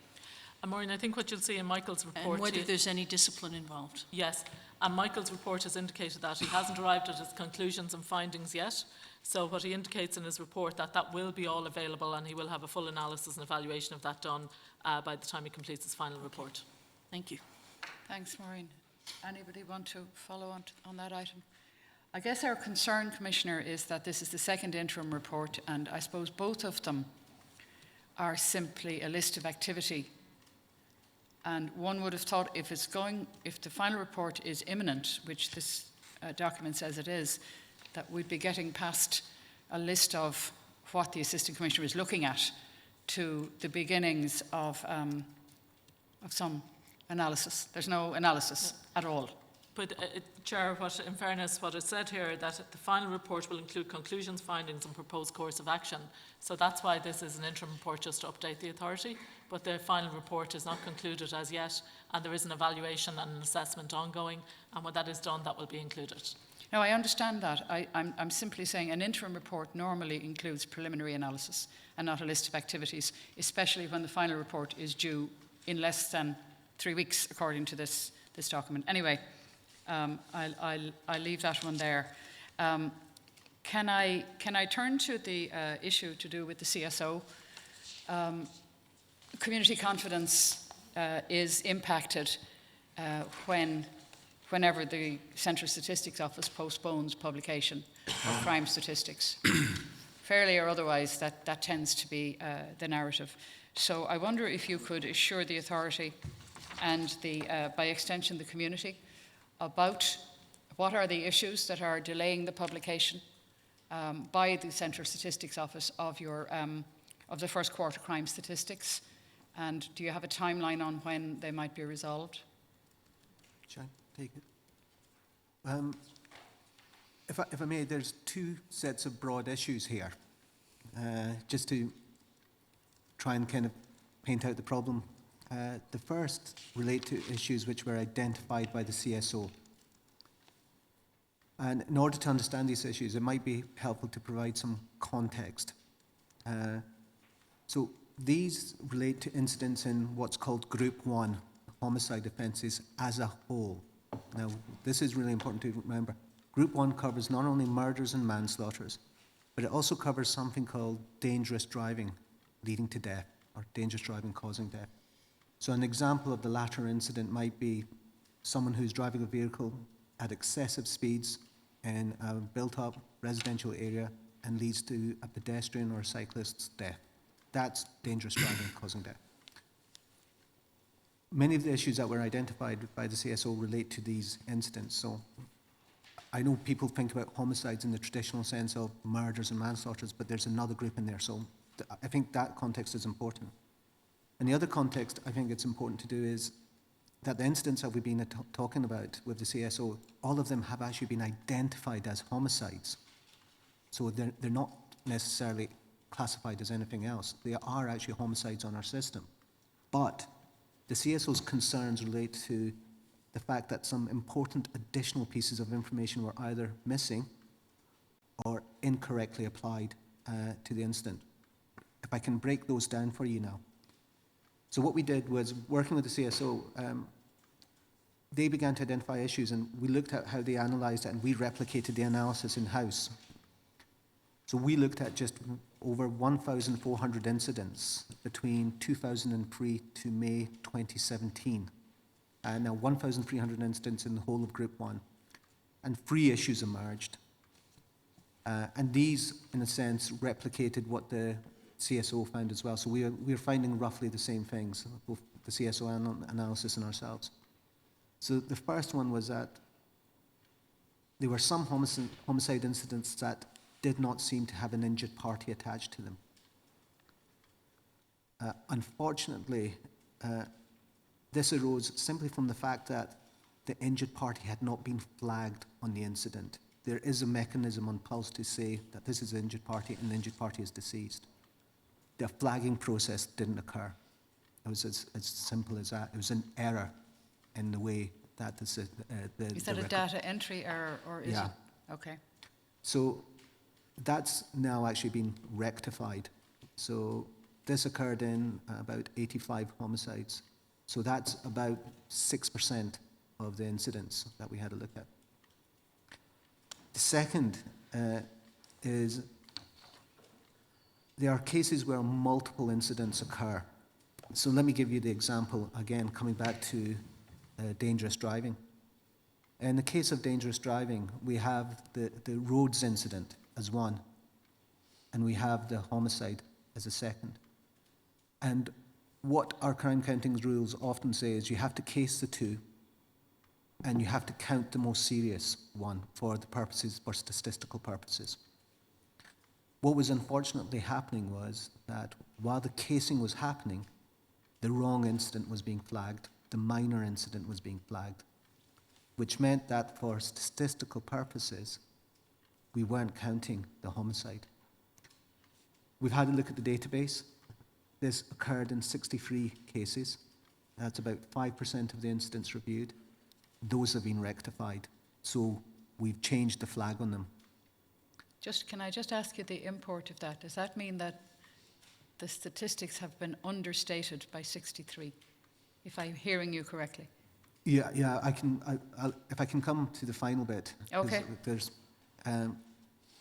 so we've fixed that problem. There is a third issue that we identified, which is that, and again, this really relates to the dangerous driving leading to death. There were incidents where, unfortunately, there was multiple homicides. So 2 or 3 people were a victim of the homicide. But the way that the incident was cased, it was only counting 1. Now, our crime counting rules are very clear. Each one of those victims should have been counted as an individual on our system. So we looked at those, and unfortunately that happened in 26 cases. So there should have been 26 additional homicides. So we've looked at that. We've rectified the database. You've asked how many additional homicides there should be. If we look at the system, that's probably about 89 additional. Now that's from 2003 up to May 2017. That's about 6%. The bulk of these, if you were to kind of chart them out, come towards the earlier part of this period. The recording seems to improve towards the nearer part of it. Now, we've rectified the database, and the CSO will receive an updated database from ourselves very shortly. They're independent, and they will actually have to obviously satisfy themselves with the quality of the changes that we've made. So that rectification, the database has been rectified. Parallel to that, we've had the discussions in-house about clearly what we need to do is that there is a process there of, again, looking at the education, about the supervision of the incidents, and at the review stage as well. So I think we've tried to fix the database, but let's put something around it as well to make sure that it doesn't actually happen again. Can I just ask, so understated by 89 over a period of about 14 years, if I heard you correctly. And, you know, is this something that was identified previously?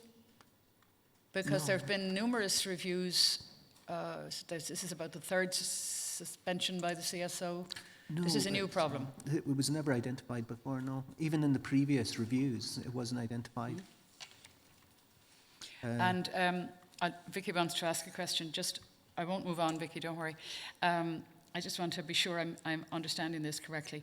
So to get back to the question that Maureen was asking, Deputy Commissioner Coulon, about Matt, is this behavioural? Is it a process issue? What are we looking at? It's very hard to tell just from looking at the incidents. To me, I think it is a process issue in terms of the way that people were putting the incidents on. There is no attempt to hide a homicide. There's no attempt to reclassify a homicide to a minor offence. The homicides are all listed there. It is just simply a matter of the way that the record was constructed that actually led to the problems beginning to kind of emerge.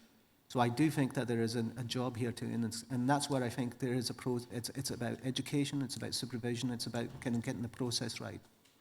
So that's one element of it. I'm going to let Vicky in with her question now, in case it's relevant to there. Yeah, it is connected to that. So I mean, those numbers are a bit alarming. 83 over a 14-year period, that's about 6 a year that this is off by. So that is concerning. But what also concerns me is that this is a different area of concern to what we've been talking about previously in relation to homicide. So in previous conversations, and we are still awaiting that report, which you're going to come to, but so this is about dangerous driving, and that's on top of other concerns that we may have. So I guess I'm just very concerned at what we're going to be looking at in totem in relation to the homicide figures and the data quality issues. And again, it's a question that we've asked before in relation to the homicide figures more generally, but how can we be assured, and how are you assured, that there were no actual consequences for investigations, and that that this was simply a database issue and it had no ramifications whatsoever for the investigations of these crimes, for the families of the victims concerned. And if we have these concerns about the inputting of data on homicides, let's say, for dangerous driving offences, are there similar concerns for serious injuries resulting from dangerous driving, for instance? So, lots of questions. Look, the answer I can give is in terms of what I see from the data. And what I see from the data is that there is no attempt, in a sense, to downplay or to reclassify those homicides. They are on as homicides. So the expectation would be that they would be investigated as such. You've mentioned the second part of it as well. So that, I think the CSO are also, in a sense, waiting upon in order for our own kind of clarification of those 41. So since kind of our last kind of public meeting, obviously, we've been able to kind of have a look at the report, input into the report, and we now have to make kind of a final decision on those 41. So those now also have to go back to the CSO.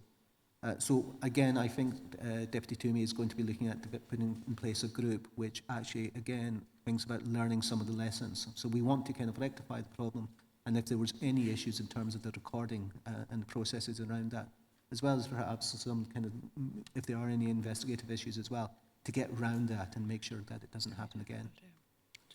Yeah, I mean, if I could just add to that in particular, I think there is an important point to be stressed here, which is in what we've found so far, we have not found any impact from the investigation perspective.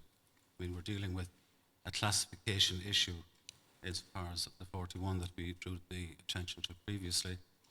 We've had the benefit of additional observations from senior analysts in the interim in conjunction with the matters that have been set out for you. I think our approach in relation to those cases will be that in order to ensure that we're can completely and confidently reassure the public in respect of them, that we're going back in each and every one of those cases to the district in which the investigations have taken place, and in some cases are still taking place, in order to ensure that that situation that you have referred to is in fact verified fully. And Vicky, if I can just expand on what Gertrude has said, because I have appointed John Toomey with responsibility for doing a number of things. First and foremost, we're very conscious there are victims.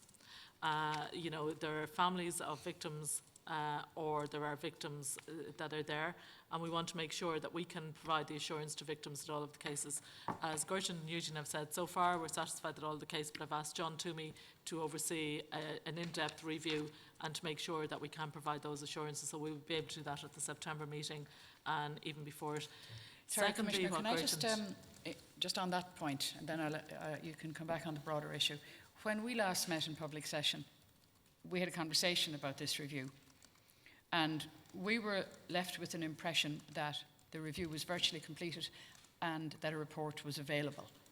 So that's about 9 weeks ago. So could I ask you, is that the report you're now saying we might have in September? No, it's a different thing, Chair. It's a different report. It's different, yes. So can we go back to the one that we were promised 2 months ago and see where is that? Well, where is that, Chair, is that, as I say, additional observations were made available to us from our senior analysts, which I think has required that we review the cases further, a process that's still happening, which includes, as I said, the requirement to go back But to is the there a investigation. timeline for that? Because I would like to think that we were certainly led to believe after the last meeting that it would be available by now. I think Deputy O'Coulon was in touch with the Chief Executive, and we said it would take, the view was that it would take an extra month or 6 weeks, so that would be about now. So, we need to see where it's going to finish. Yes, I think we are. While we're close to conclusion, it's a matter of regret that it hasn't been concluded by now. But at the same time, the matters that have been drawn to our attention do require consider a time to review, and the safest and most reliable way to do that is to go back in each case to the investigation which is underway. I think it's unfortunate that 2 months ago that we weren't given that kind of expansive view of the extent of the time, because we certainly left the public in public session with the impression that the work was virtually complete. And just on that point then, when do you think we might expect to have a report with the authority? Well, we're certainly making every effort to conclude it as fast as possible, especially with the developments that have taken place with the CSO. But that's a separate issue. It may be This a is the separate issue, 41. Chair, but nevertheless it does impact on this particular this issue. We would expect certainly within the next 4 weeks or so to have something, to have concluded our work in respect Well, of the can we 41. put it on the agenda for our July meeting? It Yes. won't be in public, but it's our next meeting, next formal plenary meeting. We'd like to put it on the agenda, and I would also be looking for an assurance at that point, and this goes back to the previous public meeting. I will be looking for an assurance that it is a corporate concluded report properly joined up between the two sides of the House. And I think you know what I'm referring to, because we had an exchange on that at our April meeting, and we will be looking for that assurance when the report comes in. So I just wanted to say that to you. I'm sorry, Commissioner, I interrupted Sure, so you earlier. If I could finish with just to Vicky, because I think Gertrude has hit off a key point here, and it is around the crime recording and crime classification rules, and particularly around the work that John is doing, which will obviously take on board the views. And it was something that was identified actually in the Garda Inspectorate's report about a review of the crime counting rules. And I think it's very timely, and that's why I've given John the responsibility for that, to actually get all of the inputs from all of the various stakeholders, but to look at it, because Gertrude's point about the casing of different multiple incidents is really important. So it's important that we identify what those issues are and to look at how it's been done in other jurisdictions, because as you're aware, there's recent reports even in the UK, so what lessons have been learned from that, and to make sure that our crime counting rules reflect any lessons that have been learned elsewhere as well. Actually, I think it might be useful for us to engage with John on that, because we've had a few points That'd be arising very in good. different committees Yeah. on our views on the crime counting rules. I think in fact John has corresponded with the CEO in relation to that, and we would very much welcome an input. Sorry, just I would flag up that there has been a review of the crime counting rules, and that was Gertrude, led by can the... I ask you to move nearer to the Sorry. mic? Yeah. There was a review of the crime counting rules done, and that was done under Garda Inspectorate Report number 10, I think, led by the Department of Justice with the CSO and our own involvement, and they did make a recommendation not to change the crime counting rules. Okay. And I think that is, if it hasn't come out, it'll be coming out shortly. Well, I guess that sort of, I suppose, brings to maybe the fundamental point which runs across the whole data quality piece, which is the learning. And Commissioner, you've spoken many times, and we've agreed with you about about a learning organisation and learning rather than blame. But we've had, there's been a series of issues around data quality, and we would very much like to hear how, whether it's through the modernisation plan or Aidan's communication plan, or how that learning about the behavioural elements of data quality, because of their impact on community confidence, because of their impact potentially on victims, how that's going to be addressed. Well, as I say, John Toomey has been given responsibility for it by me. He's leading out the group. We very much welcome, I know, as I say, that has been correspondence with Helen looking for input from the authority. So Vicky, we very much welcome your input, or indeed any other authority member that wishes.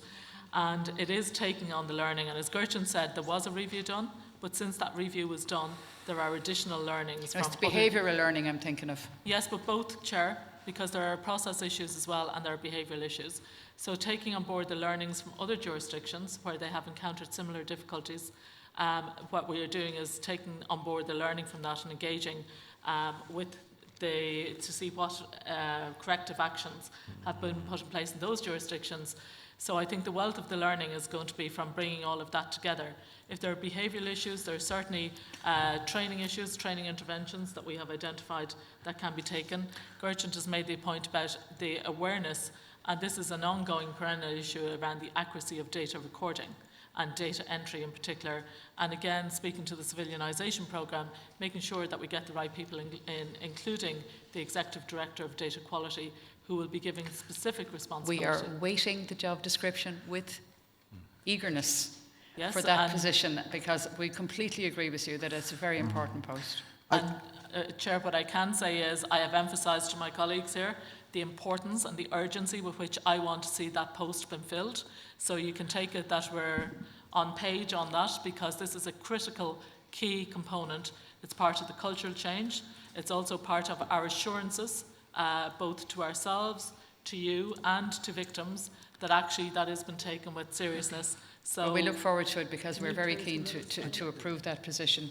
If I just I might also add, in relation to the data quality piece, that there's a data quality team now within GISC that were introduced over the last few weeks, and there's a pilot aspect of that being rolled out in the northern region, which means that all pulse incidents going on in that region go through that data quality piece, and I think even in early days would show that there's been a very, very high rate of accuracy recorded so far, and that we intend to roll that out for the rest of the country. Well, a number of us have visited that part of your organisation, and we were very keen to see how that new initiative would go. So thank you for that. Can I just Any- add, Josephine, can I ask a follow-up question? Of course, Maureen, Is yeah. Gertrude, is your area involved in that area? in terms of Data quality? the data quality? Pardon? Yeah, we, as end users of the data, we have some input into the information that we would like to see. I'm sorry, there's something in the... Something in the air. Something in the air, rain. I think as end users, we are certainly involved, but we were actually, I have to say, we were involved in that initiative right at the beginning, because the initiative actually came out of the analytical function. Okay, so it's integrated, that's the question I'm asking. We designed the Yeah. process.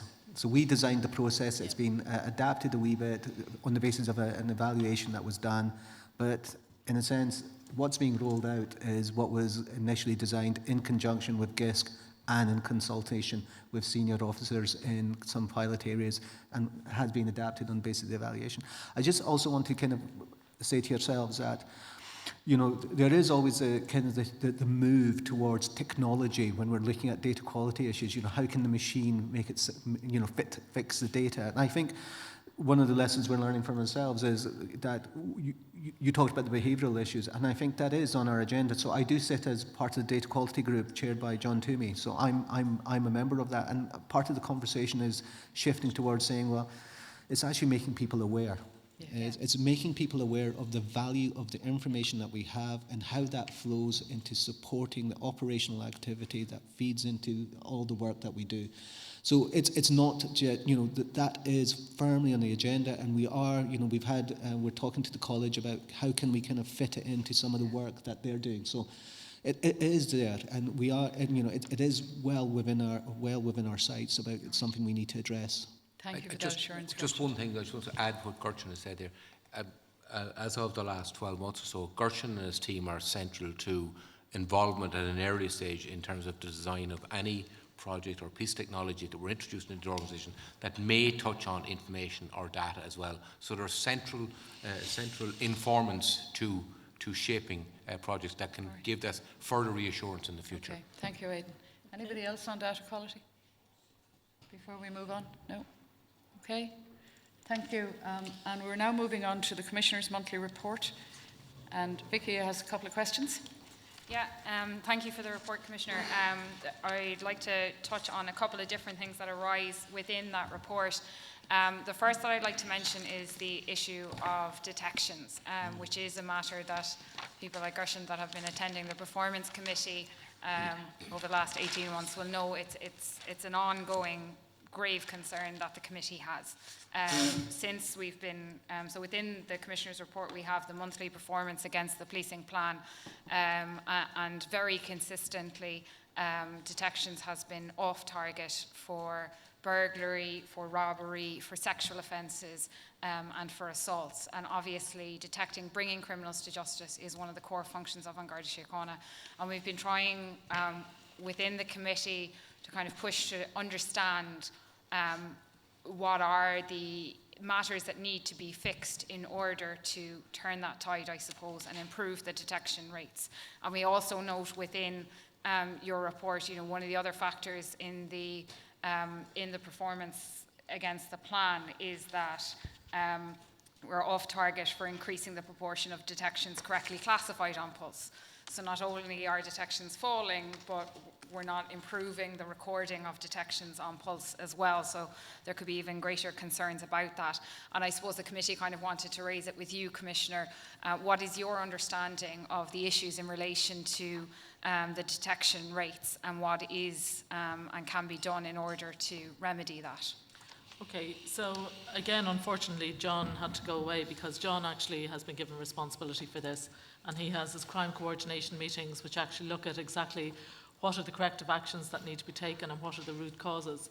So in John's absence, I might get Donald to talk to it just in terms of what's happening, but it feeds into the overall group there, particularly in terms of the recording of the detections, because you quite rightly identify sometimes matters are detected, but actually they're not recorded as been detected, and we also have to quality assure the detections that are there. So there is a lot of work going on the crime coordination side, and in John's absence, Donald chairs that. So well, perhaps, sorry, could I just just follow up before Donald comes in, because you will know, Donald, at the committee we have been asking for a written corrective action report or a strategy on this. And we have been promised that on a number of occasions. So I know John isn't here to explain that, but can we have your assurance, Commissioner, that we will have that strategy report in the near future? And if it's not at the next committee meeting, when will it be available? From talking to John, and I haven't attended any of those meetings for some time, but that report is fairly well advanced. There were many components of the detection issue that were being looked at, as in what was affecting the low rates. Was it a capacity issue? Was it a statutory issue? Was it some developments that happened in the broader environment? All of that was looked at, and I think it was in the southeastern region that they took on that piece of work to look at it in the context of how it was affecting the front line and the operational capacity. So that piece of work is in train. I can't give, I don't know, John would have, it was fairly well advanced, that last meeting we attended with Judith, so I'd expect that is imminent, yeah. But Judith, if it's helpful, what we can do is we can get an update from John and send it to the authority just for your information, but it'll certainly be done by the time, I suppose the assurance we can give you will be done by the time the committee meet the next time, as opposed to the authority meeting. And that's the 13th of July? July, yeah. Yes. That's helpful. Yeah, because obviously it's a really important issue Yes. to progress. It's a critical issue in Yeah. terms of the performance of the organisation. So I know that I've looked for the next senior leadership team meeting, so that's the 14th, so that'll be available then.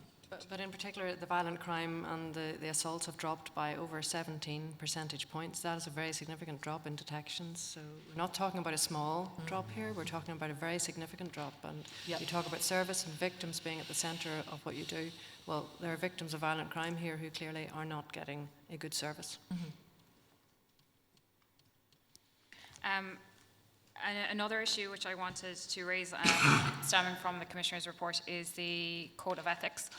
So you've provided us with an update on progress on that. And I suppose similar to things that were being said before, we are a bit concerned at the pace in relation to that. So we were supposed to receive the implementation plan by the end of the first quarter. You have assured us now that we should receive that within the coming weeks. But I wonder if you could speak at all about some of the more immediate plans around implementation and training. Sure, and I shared with you my concerns the last day that we had the meeting in the Garda College about the delay in actually implementing the plan, because we had committed to it, and it's a matter of, I was very dissatisfied and remain very dissatisfied with the fact that the plan wasn't implemented with the commitments that were given last December. So that's a matter of concern.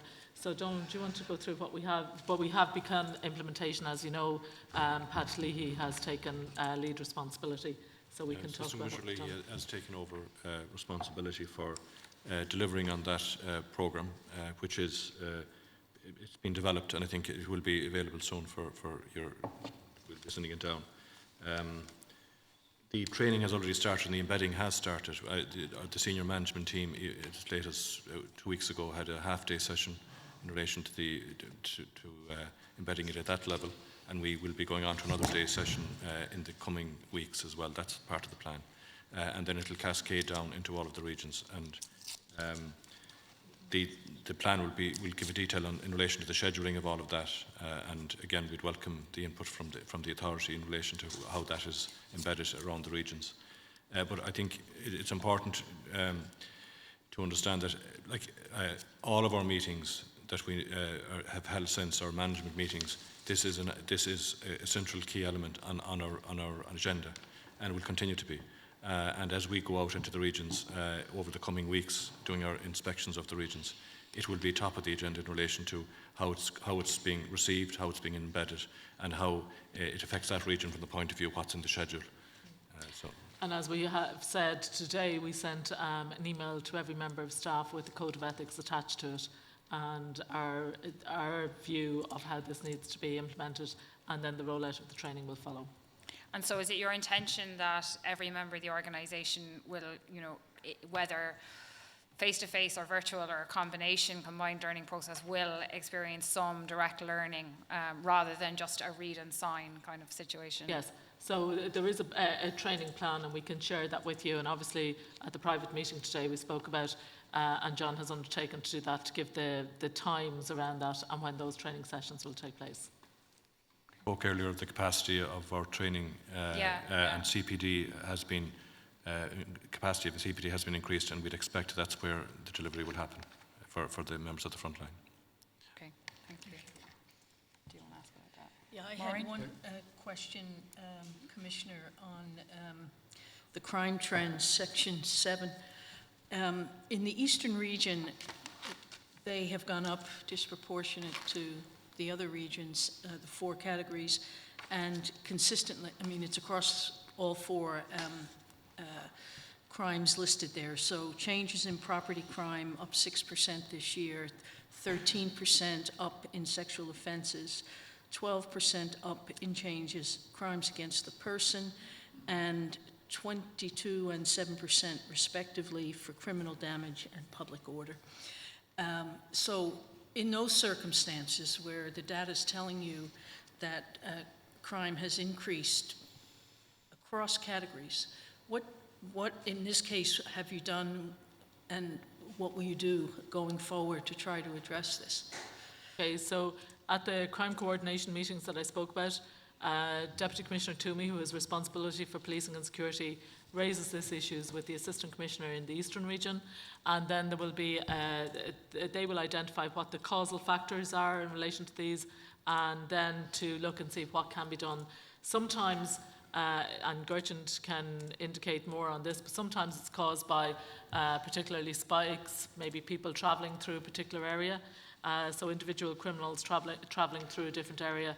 But the improvement plans that need to be put in place, Deputy Commissioner Toomey coordinates those and makes sure that the corrective action has been taken. Are you aware, do you know what the some of the causes or the factors that the Eastern region has cited for these issues?